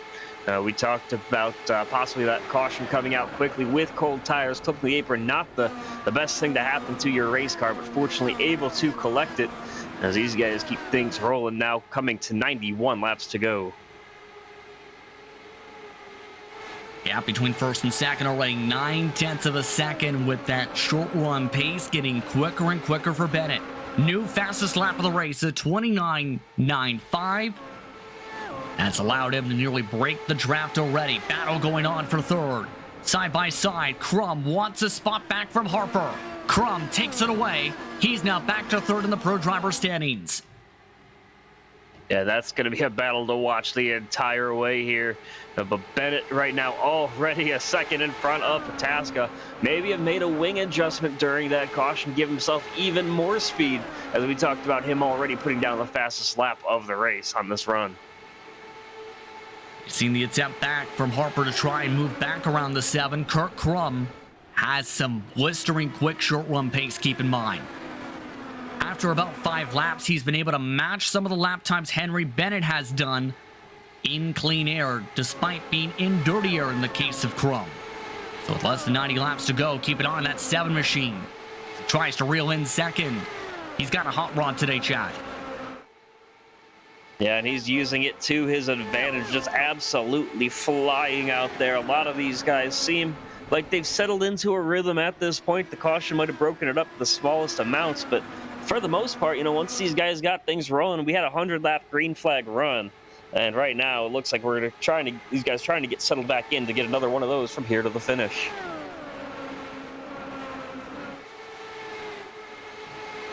Still single file amongst this battle for 2nd. The drivers who stayed out, 10th, 11th, and 12th on the pylon, by the way. They're 7 seconds back of the race leader. Expect them to come in fairly soon after their attempt at hoping for any sort of chaos on the restart. Keep in mind, among these cars back here, they almost had chaos in themselves for a moment or two, but nothing that has factored in for them quite yet. Now, all these drivers, 56, 57 laps in their stints this time. Yeah, so those guys that we just talked about that did stay out, they have to pit soon. I know that caution is going to make their run just a little bit longer. Very aggressive move there from Kurt Crum, sending it late down the inside, but he's going to get clear as they work their way now down the front stretch. And we talked about keeping an eye on that battle potentially for 2nd. Built up a good opportunity with Pataska missing the bottom, and there was near contact though in through turn 3, Chad, that helped spark that for Kurt Crum and scared Pataska up the track. And that's a little bit of heads-up driving there from Pataska. He just scared him up the track. I think that it was more self-preservation from him, as he still sits in that 3rd spot, able to not lose too much time, as he is right there on the back of Kurt Crum. And these guys are 2.2 seconds already behind us. Here we see Tom Drayling working his way down pit road. So Tom Drayling, one of those drivers who took the wave around, now having to come on in. Next driver is expected to pit now as a result. Wolf Bobrovsky. No indication quite yet for either of them. In fact, Wolf has just backed off the gas. Wolf has ran out of fuel in turn 3. Wolf is starting to gargle on the engine as he rolls into the pit lane. He's now rolling down pit road slowly but surely for Joshua Wolf, and I'm surprised if Bobrovsky did not follow him and he stayed out one more time. Bobrovsky looking to stretch to 60 laps. That is still about up to 23 laps outside the fuel mark at least. Here's Bobrovsky. He's now backing it down off of turn 4, so all the wave around cars coming in. Really tight for that speed limit. Just got underneath the 50 miles per hour mark. Yeah, and that's what we talked about. Green flag pit stop's going to be dangerous for these guys, but he really didn't have anything to lose being so aggressive with it because he's already going to fall one lap down. Meanwhile, around Ross Banfield, it's a party. Banfield now side by side. Battle for 5th position. Travis Henderson along the outside line. Henderson nearly came down into the 777. That forces Banfield back up into that spot there with the near contact. Manerwich again clips up into the apron. Serranzo and Walker have also joined the party for this spot. And another speed to the outside line. Too high up the outside. Henderson nearly to the safer barrier. And you never see cars that high up the racetrack. There's going to be marbles galore up there and able to keep things off the wall. Man, that was close. That was nearly his race right there. Instead, Henderson defends, but Serranzo takes advantage. Manerwich loses a spot. Serranzo uses the draft off the 24 to make the pass. And now Manerwich drops back to 8th position as they try and regroup each other. Yeah, and even after that little mishap in 3 and 4, able to keep things racing, he's looking to push right back up there. As there you see Ryan Walker trying to get by, and he does. Walker wrapping the white line this time throughout the corner. Manerwich trying to keep up the gas on the exit. Can't get there. 69 trying to build the run back, though, for the inside of turn 3. Walker gives a lot of space, allows the dive, and Walker nearly goes up towards the marbles to give him the spot back, surprisingly. That lost them nearly a full second there. Yeah, I'm not sure what the thought was for Walker. He was way up the racetrack, a full car width or two up higher than normally we'd see somebody go to let somebody by on the inside. But I think at this point he's just ready to tuck back in line and hopefully get his wits about him and get settled in here for the last 78 or 79 laps of this one. Well, the patience game has been the main way he's been racing throughout today, but it was a big opportunity to pick up some spots there. Instead now, Serranzo looking for an opportunity to find a way around Travis Henderson. Serranzo's luck when it came to some of the early starts this season was not the greatest. Serranzo, though, looking very confident today in the 738 machine. Seems like this car fits his driving style at least. Yeah, some guys, as we talked about, they run different cars every race in this series, and I think that if this is something that you've been familiar with for a long time, it's going to play into your benefit here as he seems to really have settled in and found his rhythm as he continues to work around this racetrack. Just looking towards some of the reference points, keep in mind, when it comes to David Serranzo, in fact, he just so happens to run a lot with this car, which may explain it. Have you ever heard of the classic IndyCar series? He's run a fair bit with this chassis, which explains that experience, Chad.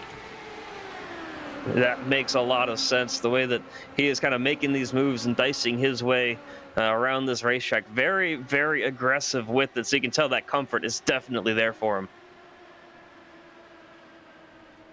It's been an interesting campaign for every other type of car for Serranzo, but he's definitely looking in his element today. Let's put it that way.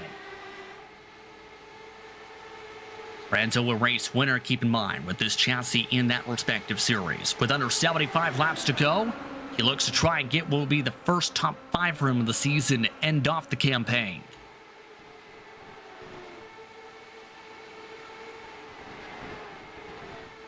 Right on behind them, Walker. Thinking about another peak, not able to build up a run once more, though, still. Chad. Yeah, and there you see him kind of half a groove higher once again on corner entry. Just trying to do anything he can to keep his momentum up, get some clean air to the nose of that race car, and he continues to just wait and wait. He is a very patient driver out there as you're right on board with him. We'll see how good of a run he can get down the back. He closes in a little bit, but I don't think he's going to have enough to make a dive here in 3 and 4. No dive yet. There is an attempt of a dive a little bit up the road, though. Manerwich now wants a spot. Which though not able to make the move right there. As we've seen, once 20 or so laps get on the tires, it gets harder and harder and harder to pass. Yeah, and if you're Walker, I think he was trying to just follow Manarowitz through, but unfortunately Manarowitz did not have a run to get to the inside going into turn 1, so he had to back out of it. As there you see him peeking to the inside once again, and Serranzo waiting and leaving that inside open on turning just enough to make you think about the move, and unfortunately not able to get there yet was Manarowitz. Our dive back to the bottom, and the one thing I've noticed though with that 69, whenever he gets towards a near side-by-side or has to run the bottom, he's been dangerously close or has been on that apron throughout turns 1 and 2. He seems to be struggling a little bit with that visibility to the side. He's back side by side with Serranzo, though this time out of 4, Serranzo had to really lift, while Walker now looks to pass on by. Just punch the hole and follow him through. Ryan Walker taking advantage of that mistake, as well as Manarowitz. And now it's going to be Serranzo trying to find his way to get around. Walker still trying to complete the pass on the 738. Walker to the inside.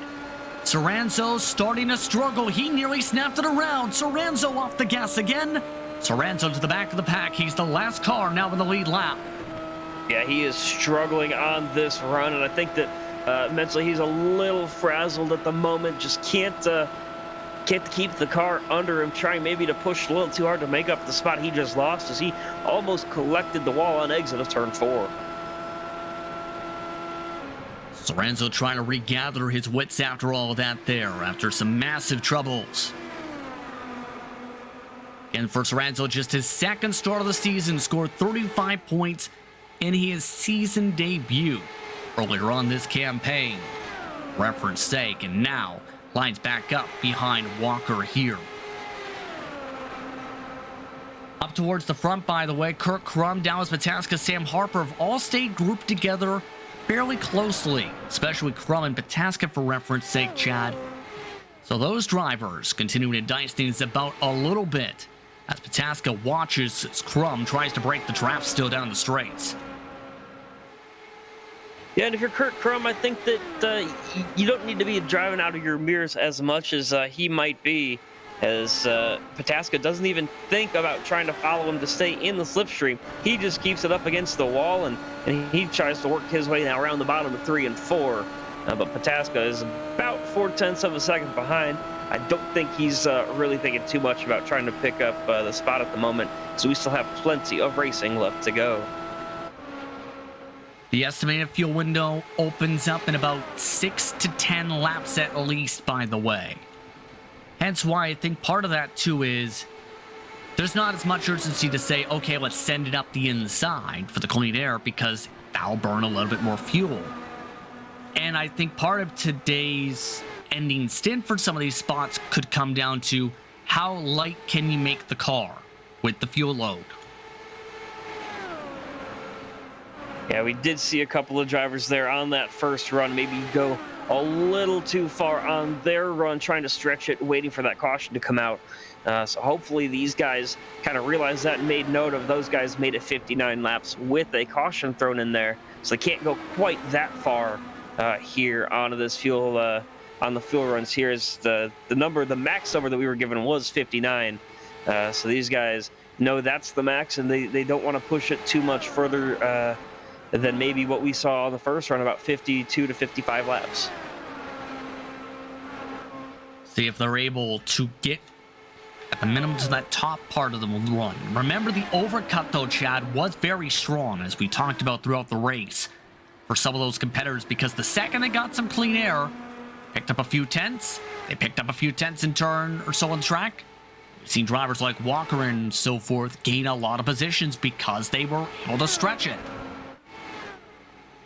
Yeah, and the thing about it, though, is that when you're focused on, trying to play that strategy game, trying to make up ground, you're also more likely to be too aggressive, whether it's getting down to pit speed or getting into your box, and that's where the mistakes might happen. So even though you want to be aggressive with try to make up the most time that you can using that overcut, you're going to have to try to kind of make sure you're mentally there, mentally prepared and ready to make your pit stop, because you've practiced this time and time again, but when you try to get a little too much out of the car, that's when the mistakes happen.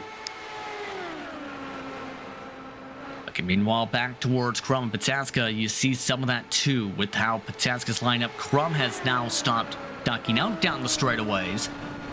This situation, they've already approached halfway plus past their fuel mark.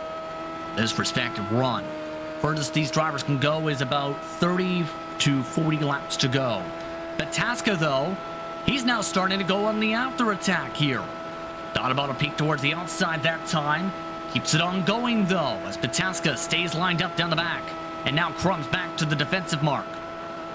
Yeah, and you see Pataska able to run just a little bit higher, get up, start kind of picking up the throttle on corner exit just a little bit earlier, and that's where you see him gain all of his momentum. Pataska's going to have a run here, and he's going to have to be forced to send it around the outside as Kurt Crum defends the inside line. Crum defends. Pataska not able to make the move yet. Green light to the start of the fuel mark to make it to the end. This time by as Pataska makes it side by side.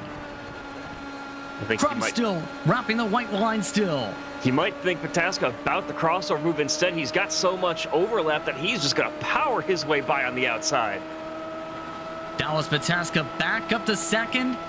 And some of the fans, the virtual stands, starting to roar from that one as Pataska now looks to try and pull away from the 7. Kurt Crum in the entire race has a faster lap time than Dallas Pataska, but the long run pace really seems like it's in Pataska's favor, trying to work his way and trying to pull a gap now just past halfway through this fuel run. These cars continue to chug along. Remember still that Banfield grouping.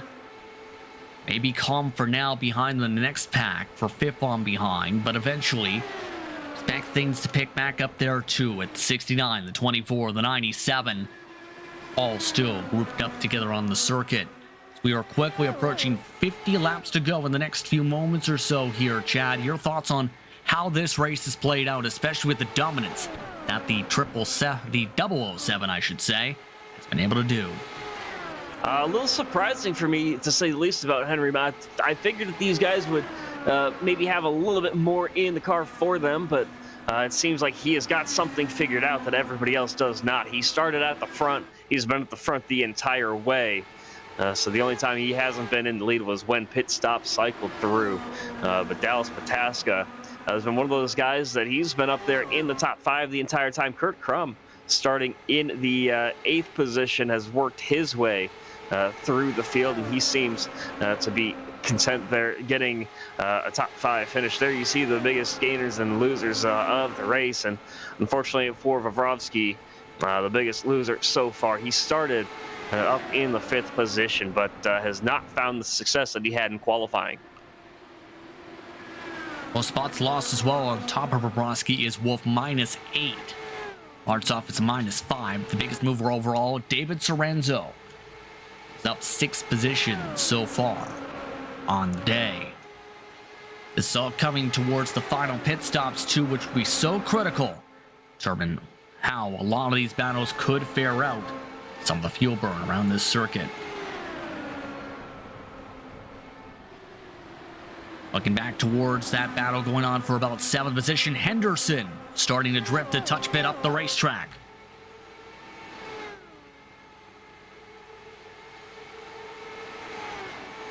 Yeah, and Henderson has had a really quiet day so far, but for him, he's doing a fantastic job there, just hanging on to the back end of the lead lap. He's got a couple cars behind him as well in line, but he's feeling some pressure now from Ryan Walker. And you mentioned trying to focus on your own race.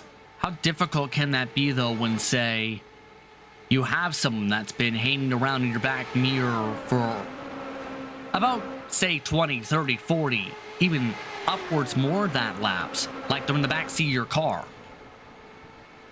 You have to be cognizant of what they're doing and where they are behind you. You're going to get a feel for racing around these guys, being nose to tail with them for 150 laps so far. These guys really have a feel for what everybody else is going to do and how the moves are going to come. So the biggest thing is making sure you're aware when a move does come that you're prepared for it, whether it's leaving enough space or being defensive in advance so you don't try to chop somebody's nose off too late or something like that, trying to play the defensive game. I mean, you don't want to end up having, say, someone popping out of your backseat and saying, "Hey, are you hungry?" Just as they're about to pass you on the racetrack. If you get what I mean. That can scare you very quickly. Yeah, just a little bit of a jump scare might get you, especially when some of these guys, as the race goes on, you're going to start seeing them maybe pop out maybe a little more aggressively than we've seen, especially entering the corners. Norwich still looking like he's hungry for a position through all of this, still sending it hard towards the bottom through all of this in the corners. Just not able to get that side-by-side still with that aero wash on the racetrack. So we are firmly now within the mark to make it to the end, and it looks like the plan seems to be simple. Stretch it as far as you can. These drivers can now go to 40 to go, as far as potentially 35 who are on the lead lap. Those who had to take the the wave around before, some of those cars who have now fallen to the tail end of one lap down, in fact some 2 laps down, they can go as far as about, give or take, 25 laps to go, Chad. So keep those numbers in mind down the stretch here. Yeah, and for some of these guys, they know that they're going to need to stretch it as long as they possibly can, because if you have short run pace but your long run pace really falls off severely, you're going to want to try to stop as late as possible, maximize your time on fresher tires, compared to, say, some of the guys that know they have the long run pace. They can pit earlier and just try to make something happen out there when they have their tire fall off less severe than some of the other guys. So at this point, if you're, say, someone like a Minerwich or a Henderson and know how the strategy's been playing out, how would you try to slice this on down here? Because at this point, you have to think the thoughts have to be going through their head with the stops within 10 laps. I think the biggest thing is who's going to blink first. We saw it the first round of green flag pit stops that we had, where once the first couple of guys came in, just about everybody else seemed to follow in lap after lap. So I think that whoever blinks first is going to be the one to start the freight train down pit road. The only question is, when is that going to happen? Because it's probably going to come within the next handful of laps here. Keep this in mind too. This could be a major factor as well. Remember those fall-off numbers we were referring to of up to, in some cases, half a second from the start of the runs? Well, that track temperature has kind of flipped that to just a tenth or two per lap, keep in mind. Right now, Henry Bennett just 0.3 off his fastest lap currently. Dallas Pataska in the same realm of his fastest lap currently. Kurt Crum within 1/10 of his fastest lap. The fall-off is reducing in part because the track temp has just started plummeting a couple degrees Fahrenheit since the start of this sentence. Like I said, that's down to 103 Fahrenheit. That is already down 3 Celsius as well, Chad. Yeah, that's down 7 Fahrenheit from when we started this event, and I think that for these guys, they can kind of feel that. The wind, you see it there as well. It was down to 1, maybe 0 miles an hour. It's now up to 4 miles an hour, and it's kind of been wicking off that heat. So these guys are doing a fantastic bit of driving here with 45 laps to go. Just kind of being patient out there, trying to get themselves settled in. Down to 9 cars, by the way, on the lead lap. Serranzo, we see him there 12 seconds off your leader. So I think that he's just kind of content sitting in line, waiting for these pit stops to cycle through and seeing where he can end up. Because there you see him feeling the pressure. Or Henderson, sorry, feeling the pressure from Ryan Walker once again. And Henderson sending up very high and a big bobble. Walker, though, nearly coming up to the wall that time, trying to build up a run to get to him. Walker actually lost some time to the back end of Henderson's machine there. He tries to dive in the corner to use the banking as a ramp here. All of this is now for 7th position. Walker again, dead even, speed down the straightaway, again can't build up the run he's looking for. You see if they're using the higher line, going to try to diamond off. I think he's going to scrub off too much speed and lose too much ground here. You just saw how he lost about 3 car lanes working his way there through turn number 3. It's now looking like he wants to try different things to get the clean air on that front wing. The problem is, just right about that apex when he got back in that dirty air in that air wash, that car just about went back straight the second it got fully locked up wheel to wheel. And you see right there how much he has to let it roll when he follows this pack. Yeah, and I think that we see him trying different things, but the biggest thing for him is I think it's a little too late in the race to start experimenting. I think that you needed to know what your car was going to do by this point in the race. Unfortunately for Ryan, he's not going to be able to make the pass doing moves like that. He's right there once again, though, so we're going to have to wait and see how that plays out as we get set, get closer and closer to pit stops.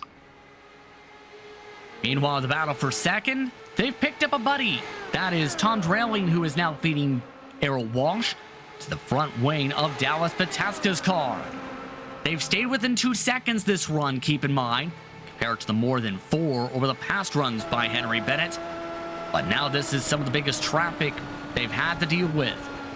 And it's a fellow Danica Patrick car here. Crum trying to build up a run. Some indications of pit stops, though, coming over the radio. Ryan Walker has just indicated something over the radio because he is now coming on in. And he, for whatever reason, started slowing up on the entrance to turn 3 and sacrificed a position or 2. Yeah, I think that's just playing it safe. There you see a car locking up in the background. Coming down pit road, that's Cordell Colon that almost lost it down pit entry. Had to lock up the brakes back in, stepped out just a little bit, but able to, looks like, keep things under, and more takers now down pit road. Here come your leaders. And Dallas Pataska, along with Kirk Crum, picked up a lot of time there on Henry Bennett, though, Chad. Both of them picked up about 4/10 on their pit entry alone. And I think the thing there was Bennett knows how good of a car he has. He knows what kind of lead he had and how he's able to pull away. So he's going to try to do the same thing here into his box cleanly as he gets things stationary. And no issue with the entry, but we're going to have to wait and see what happens with here coming off pit road. Off the jacks, Pataska taking a lighter fuel load. And that will get him within drafting distance of Henry Bennett. Off and away they go. Kirk Crum also stays within 5 car lengths of Pataska off the pit lane. Sam Harper's also coming this time by. That leaves just Travis Henderson on the racetrack, who has yet to pit amongst the lead lap cars.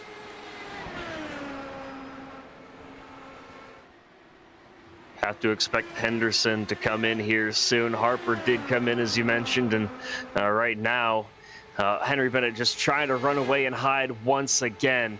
He's got about a second over Dallas Pataska for the moment. And I have to wait and see how that plays out as these guys try to get their tires up to temperature. And Harper had a disaster on his pit stop, believe, because he just had a 7-second longer pit lane time. So something that's happened to Harper's car in the midst of his pit entry. And I think that something may have been involving how quick you go in the pit entry. Might have to take a look towards this one because I believe he nearly hit the wall on the right side of the racetrack, locking it up as Kirk Crum sets a fastest time. Yeah, and that's what the cold temperatures, cooler temperatures, and fresh tires are going to do. Because Henry Bennett set the fastest time, and that was taken right away by Kirk Crum and Dallas Pataska right there as well. All 3 of those guys last time were in the 29.7 bracket. There's a look now back at Harper, and this is the replay. Watch for the pit entry, and remember how close a couple of cars have been towards speeding. Well, remember, this is around with iRacing, the first timing segment, and sometimes when locking up, you can do this. Fortunate enough to avoid making contact with the wall there, but that's going to cost him, as you mentioned, a ton of time. Unfortunate to see for him, but he's able to keep things going. No harm, no foul. He's back out there on track and now battling with Ryan Walker. There is a little harm, though, Chad. He was on his own for 4th position just about the entire race. He's now in 8th. All from that mistake. New fastest lap again, Kurt Krum. Krum has found the magic speed button. They have a bit of traffic in Joshua Wolf, but then it's clean sailing to Henry Bennett. They're within 1 second of the dominant car of the race with 34 to go this time. Interesting to see that. I don't know if they were able to make some sort of adjustment during the pit stop to find a little bit extra speed, but Pataska and Krum now within a second of Henry Bennett. Can they make anything happen here as we tick under 35 to go? It almost looks like these drivers built their cars for a colder track temp, Chad. Henry Bennett may have been for a hotter track temp with the way this is structuring. Yeah, and I think that that's a reasonable move for Henry Bennett, because you wouldn't expect as we get later afternoon, you know, this is currently 1:30 virtual standard time, you'd expect the track temperature to keep going up until we hit that 3 p.m. mark, but instead, with the cloud cover, with the wind doing what it is, the track temperature is not going up, it's instead going down. In fact, that wind all but evaporated as we've seen throughout the race. Kurt Krum confident in his pace for second. He goes for the spot on Dallas Pataska, the dive. Kurt Krum up to second. I think Pataska realizes if we want to have any shot at the lead, I just need to tuck in line here, try to see if we can't work together to get back up to the 007. The question is, how patient is he going to be as the laps continue to wind down? As we've seen, it takes a couple of laps to set up any sort of move. It's going to take a little bit of work there, because you see some of the lap deltas. Krum, when he's built up some speed, has been quicker than Bennett. The thing is, Bennett is still leading by 1.2 seconds, in part because of some of those bounce backs. Now it's down to 1.17 at the stripe that time, 30 to go this time. Krum's going to have to make some sort of magic happen here, as his gap now gained. Bennett just gained about a tenth on Krum and Pataska. They're through 1 and 2, but have to wait and see what happens to the interval here. It seems to be closing. I think Bennett's car is very comfortable in 1 and 2, but loses the time right back in 3 and 4. It also hurts Bennett right now that he's got 2 lap cars he's trying to pass right now. One of them he's just made a move on. That's Dick Miller, who's moved up to the top. The other is Tom Drailing. It's been an intriguing part of some of the battles today. That allowed the interval, because of that pass, to stay even this time for the back straightaway. But Kurt Krum and company are still not within drafting distance to get in the slipstream of Bennett's machine yet, with 29 to go this time. And it's all about catching those lap cars at the right time, hoping that they get out of the way as well. As we hear indications from, I believe that's Vrovsky, it's going to... Drailing That's going to pit this lap. Yes, so Drailing's going to move out of the way, almost a little dangerously out of the way, but off to the bottom of the racetrack regardless there, out of the way of Bennett as he backs it on down to the start of the corner. This could be intriguing right there, and he peels off the racetrack just in time, but that does lose a touch bit of time for Krum and Pataska there. More so for Krum.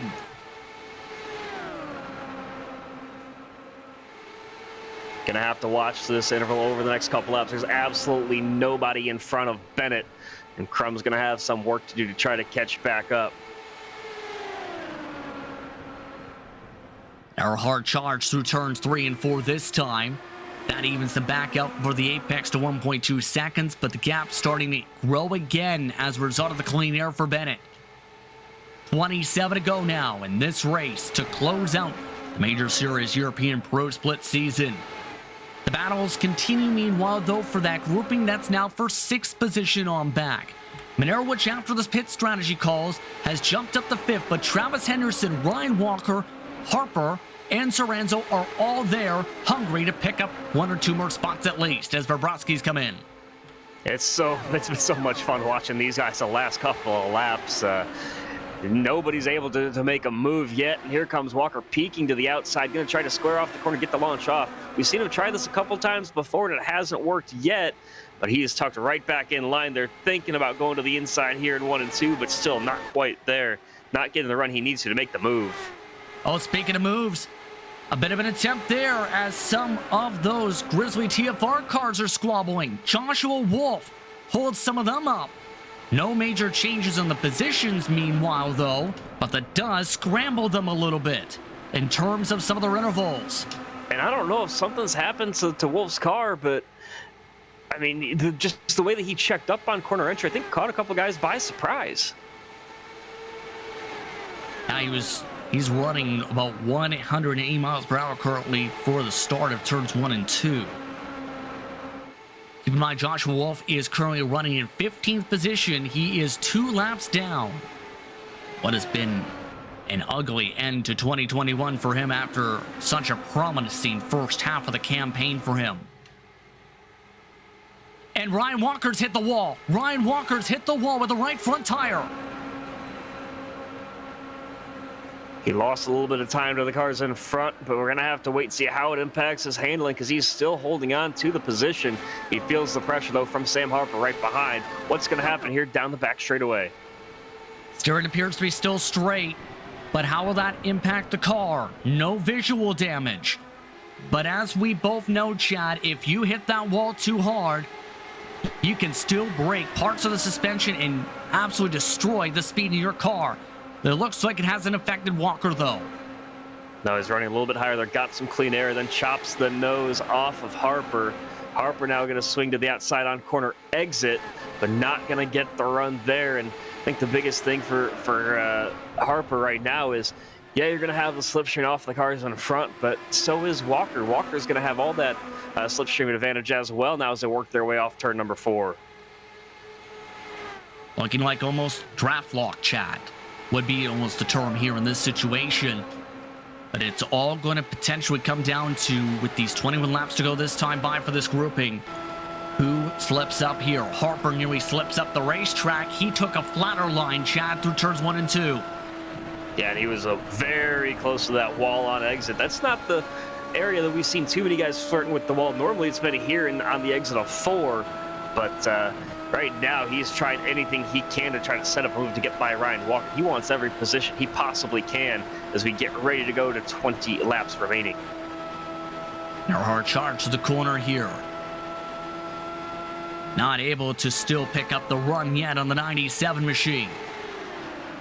By the way, for that battle going on up towards the front, Bennett has kept the interval equalized around 1.2 to 1.4 seconds over the past 5 laps or so. That has been fluctuating, though, as a result of some of the traffic. For example, Cordell Cologne has now been lapped for a second time. That cost Bennett about a 10th or so last time by. Yeah, and the way that, working your way past lapped cars is always something that's a bit of a give and take. You want to be super aggressive out there. You don't want to lose any time, especially as a car that is already a lap down. You don't want to lose another lap, but at the same time, you have to realize what these guys are battling for here in the final race of the season. Can't really hold anything back at this point. And here's the thing to think about, too. If you're Crum and Pataska, you can utilize this traffic a bit to pick up some slipstream to gain a little touch bit more speed down these straightaways. They picked up a decent amount on corner entry that time, equalized out the interval, closing up a little bit more for the backstretch. As there goes Cologne to give some space. That actually helped them a lot more than I think they may have thought. They picked up half a tenth, making a full tenth for corner entry into turn 3. Yeah, the way that they caught the slipstream off the corner there and then the lap car pulling to the inside definitely gave them a bit more of a run than they would have expected. But I exit a turn number 4. Bennett gets that advantage right back. It seems like that's the area of the racetrack that he's more comfortable. We've seen that all race long. It seems as though with Bennett, in part, when he gets clean air, he knows how to pick up some speed. But once the dirty air and aero wash comes back in, that's where Crum and Pataska have reeled back in. That 007 in these final few moments of this race. And what's going to make it interesting is you see some lap cars right there in front of him as well. So he's going to have some dirty air to contend with here the last 15 laps. At least a few cars, at least for Broski. There's 15 to 16 that are a quarter of the track up the road after that. So that's something to think about here in these final few stages. By the way, that battle for 5th position, it's still getting pretty crazy. It's worth noting, Chad, as well, because they've gotten near wing-to-wing contact a couple times. It's worth noting here, but No one's been able to get side by side yet, though. That's the critical thing. No one's been able to make the dive, but they are starting to get squirrely like Henderson there. Here comes the look from Walker. Walker looking to go on the aggressive. Looking to move up into 6th position. That would be a race high for him. He can't make the move on the bottom. Yeah, very powerful quarter exit there from Henderson, but that's unfortunate for him. He's not going to lose too much ground to his teammate up there in front of him, but Walker really wanted that spot. He dove it straight to the inside, but unfortunately not able to keep his momentum up. Checked all of them back up once more.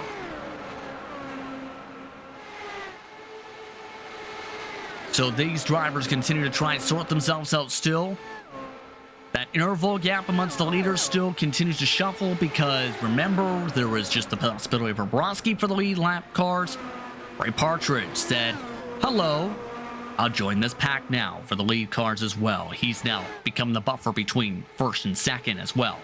Still keep an eye on that battle for 5th, though, as Walker again peeks up outside. Henderson goes a bit defensive, taking some arrow off that front wing. Near contact from Harper behind as he lifts off. Yeah, Harper all over that rear wing, and unfortunately not able to get the momentum, keep the momentum up. We got two teammates about to be side by side through 3 and 4. Henderson wants the top 5. To the outside, down the front stretch. Monarowicz forced to duck behind into 6th position.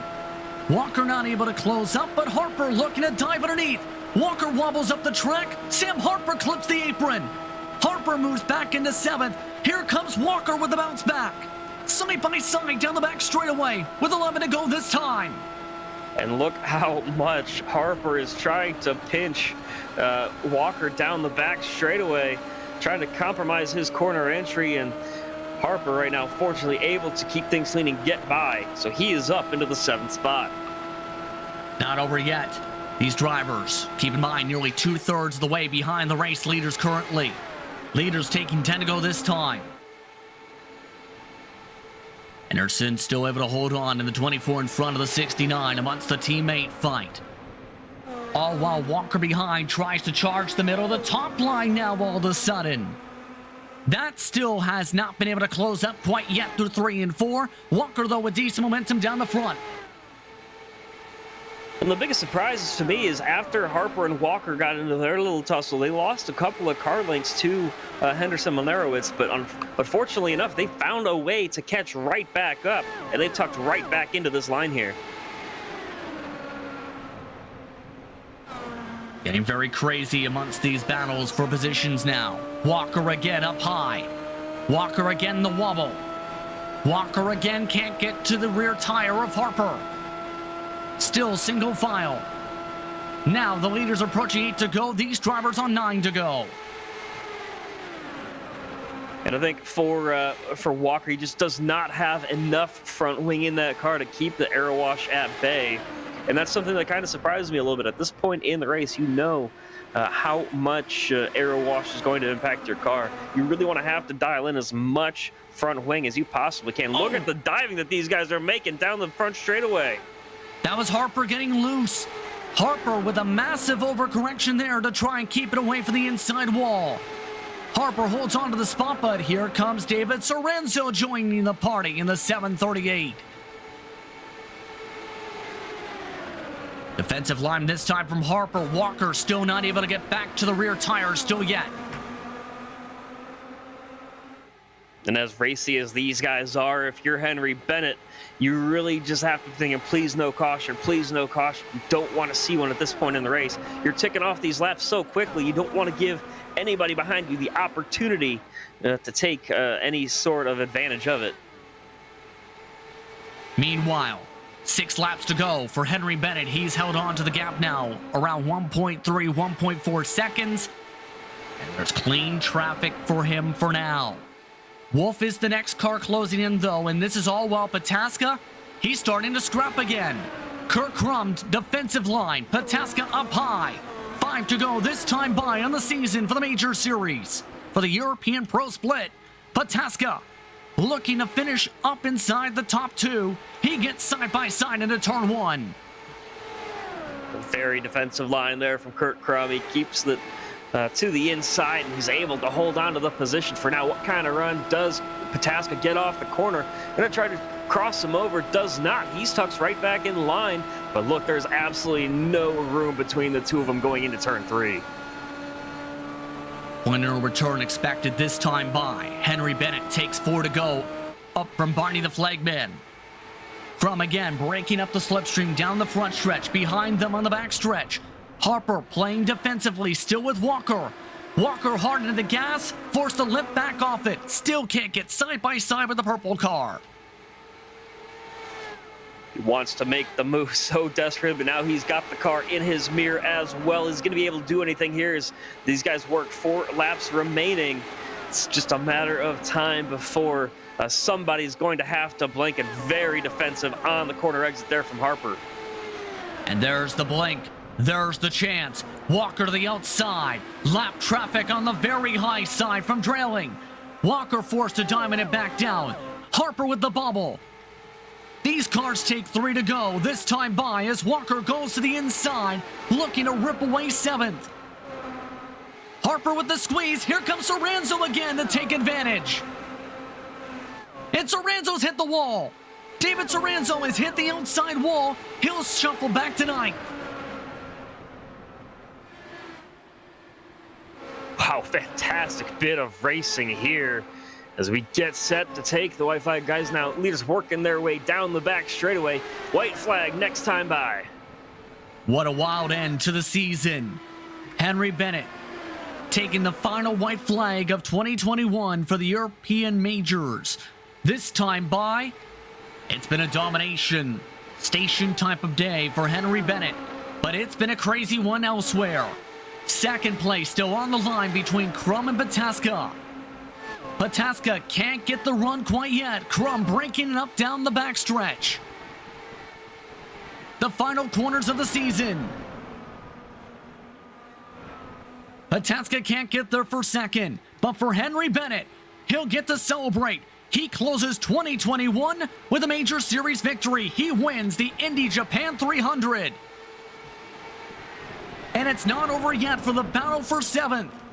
Harper holding on to the bottom. Serranzo trying to jump past Walker. They crash coming into the final corner. Serranzo and Walker crash down the front stretch. The last cars on the lead lap trying back up down the straightaway. Walker will finish in 8th backwards to close the year. Wow, what a finish there from those guys. An unreal finish and an unreal ending. But Henry Bennett puts on a clinic to close off the campaign and his discipline of car.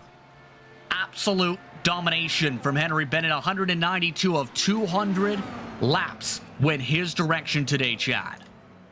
An absolutely dominating performance, led just about every lap under green, with the exception of course, those pit cycles. But he got back up to the front, started to pull away, and man, what a fantastic way to end the season as everybody starts to burn it down the front stretch.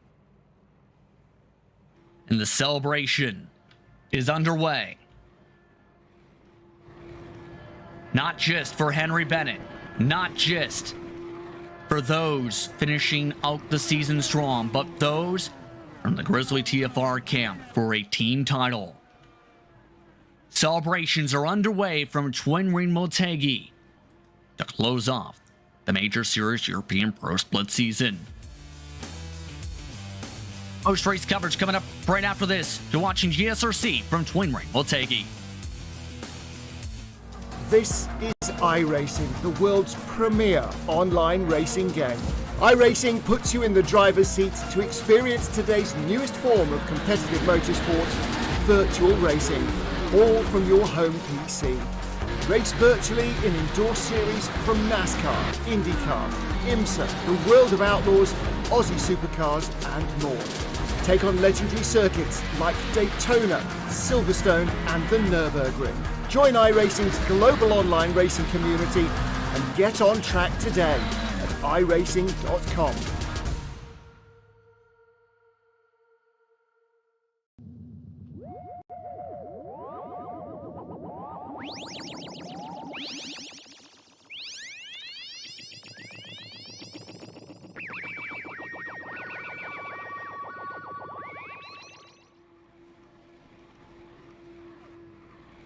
Welcome back to Twin Ring Motegi, where it has been a fireworks-filled affair to close out the season for the Major Series and its European Pro Split. Henry Bennett came in today as the favorite. He dominated to lead almost every lap. 192 of 200 went his direction today. Kirk Crum did what he needed to finish third in the driver standings on the pro side today, finishing in second, but Dallas Pataska holding on to third to close out the season with another podium. Ross Banfield finished in fourth today, with Travis Henderson in fifth, Ron Erwich in sixth, with Sam Harper in seventh. Then it was one of the finishes of the season for the battle for eighth after Ryan Walker and David Serranzo crashed coming out of the final corner. It was Ryan Walker who finished in eighth backwards to close out the lead lap cars along with David Serranzo. Separation 4 seconds or so on the interval. Then it was Trevor Borowski who closed out the lead lap cars today, Chad.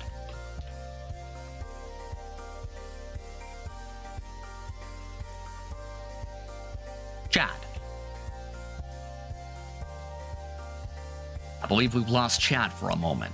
Cordell Cologne in 11th with Ray Partridge in 12th, Dick Moore in 13th with Tom Drayling in 14th, Joshua Wolf, Colin Martzal 15th and 16th, 1 DNF Ryan Mayer, 1 DNS David Baker for the closing race of the season. So 18 drivers traveled to Japan to close out 2021 off with a bang. And it was domination galore for one driver today. Henry Bennett led almost every single lap today and had a hot rod, especially when the track was hot, leaned by as much as 4+ seconds. Henry, first things first, he dominated today to say the very least. How are you feeling to close off 2021's Major Series European Region season with a victory? Yeah, happy to get the win. Yeah, a little worried at the end that a caution could come out and just turn it into a lottery. Yeah, didn't happen, so glad to win. Disappointed to not win by a bigger margin. How big of a margin were you hoping for coming in? Just out of curiosity then. I mean, 10 seconds is comfortable.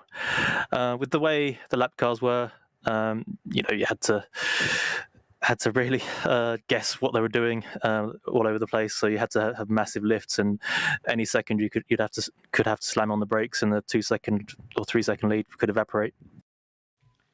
So let me ask this too today. I'm curious on this front. An orange car today compared to your normal British green. That's been your trademark. Why the orange car for this car today? It's just the car I've run in the Classic IndyCar series since I started in 2017. I kind of liked the look of orange on this car, so I just kept it. What made this car so fast for you today? Just a few little setup tweaks. It's nothing complex, really. Easy setup tweaks that anyone could do. So let me ask this then. End of the season now for the Major Series. You close it off by being its final victor of 2021. How would you describe 2021 overall? For majors, well, I think this is only my third race.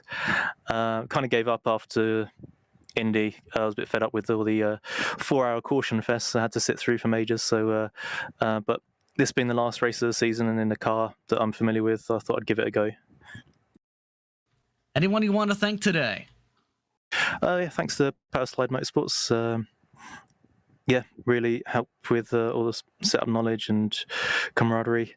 And thanks to Kinetic for taking me on for majors this year. Apologies that I couldn't do the full season. But yeah, thanks a lot for having faith in me to run with them. Congratulations on the victory today, Henry. Thank you. Henry Bennett putting on a clinic today, and apparently wanted to basically have a bigger clinic than that. So an amazing performance from him today. Meanwhile, when you think about things from a team side, we talked about how things were going to play out team-wise today. And remember, amongst those storylines was the Grizzly TFR Le Mans team situation, where it was that team who needed to essentially make sure they scored a certain amount of points to win over Bombshell, with Bombshell having one DNF car, essentially gives them the pro team Championship. Joshua Wolf, believe, is now standing by, and believe Josh is representing those with Grizzly TFR, Le Mans side, essentially with the team title now for the pro standings, Josh. Yes. Been a long time coming. Finally able to get that team championship. How would you describe the work your team's done this season to position yourself to be able to beat Bombshell this campaign? It was a lot of different effort. We brought in David, new driver, and he kind of pushed us quite a bit to try and get practice in with everybody, and kind of combining with the Torque Freak guys, just able to put two pretty decent teams. Kind of fell off towards the end with getting the full teams out there racing, but definitely a strong performance this season. So where does the partnership go from here? How do you see it playing out for 2022 for your organizations? We'll have to see kind of what if there's any changes with regulations or anything that's coming up. Definitely love to field two teams if we got the resources to do that. We'll see kind of what schedule looks like and what interest looks like for next season. Anyone you want to thank for your run and for the support you've had for your team this season? I thank everybody on the team. We all had our hands on setups each week and just trying to maximize points. Definitely had some big help from Tim at the beginning of the year on the Daytona side, and definitely helped keep us up there, even though we didn't end up where we were at the beginning of the season. So just thanks everybody on the team, and see what we got next year. Congratulations for your organization, for your Le Mans side of the team, for winning the title. Thank you, guys. Thanks for the broadcast all season. That's Joshua Wolf representing Grizzly TFR and their performance. Keep in mind, Wolf part of the Daytona side, but again, one of the main components of Grizzly TFR, this organization. Now, the season has come to a close, Chad, with what was a calm race for 2/3, and then just an all-racing fashion that seems to come into play. The intensity level ramped up with 50 laps to go, Chad. Yeah, it was a fantastic race from start to finish. Had some interesting finishes, had some great long green flag runs, and overall it made for a very exciting race there towards the end. Fantastic to see Henry Bennett, the dominant car, all day long get the victory, and it was definitely a well-deserved win for him. We had some great points battles all season long, so it was great to see everybody able to race cleanly, and none of the slower cars were impacting any of the battles, whether it's for the individual or the points for the team championship. So great race all around and great season for everybody racing here in the Majors European Split. I can't wait to see what happens next year. Let's put it that way, with some of the thrilling finishes and some of the storylines that popped up throughout the year, whether it was Dallas Pataska coming away as a champion for the Mario Andretti Driver of the Year trophy, or whether it was the sportsman side with Adam Fasciaponte coming away with that title a few rounds ago, or whether it was the John King Legends Trophy being awarded to David H. Baker with his performances, or whether it was some of the team performances we've seen, whether it was Grizzly TFR Le Mans, or whether it was Missed Apex F1 Podcast 1. It was a season to remember from start to finish, to say the very least. With that, we'd like to thank you for tuning in for today's racing action from iRacing's virtual Twin Ring Motegi. We'd like to take the time to thank the Major Series for organizing this amazing series and to congratulate them on a successful 2021 European season. We'd also like to take the time to remind you of the charity that was represented with this finale once again, Fishing with Vets. To those who served, to those still serving. For more info, go to fishingwithvets.com. We'd also like to take the time to thank the companies that provide the software and hardware for our broadcast, now listed up on screen. Additional thanks go to Jude Law, who provides our wonderful music. See the screen for how to get a hold of more of our great work. Thanks to the team today in Chad, Zach, and Dougie. You You can find out more about GSRC at Global Sim Racing Channel or through social media listed on your screen. You can also check out our merchandise store at simracingmerch.com/GSRC. So we keep a link in the description below for the YouTube version of these broadcasts. Don't forget to subscribe to the YouTube channel as well. Don't forget to hit the notification bell so you don't miss a moment here on GSRC. Remember, the Americas are still to come for the Major Series to close out its 2021 season. Coverage starts 7:45 p.m. Eastern Time on GSRC for Pro Split action. We also have upcoming races for other series listed up on your screen as well, so check those out and mark them down your calendar. Until next time, race clean, race hard, and we'll see you on the track.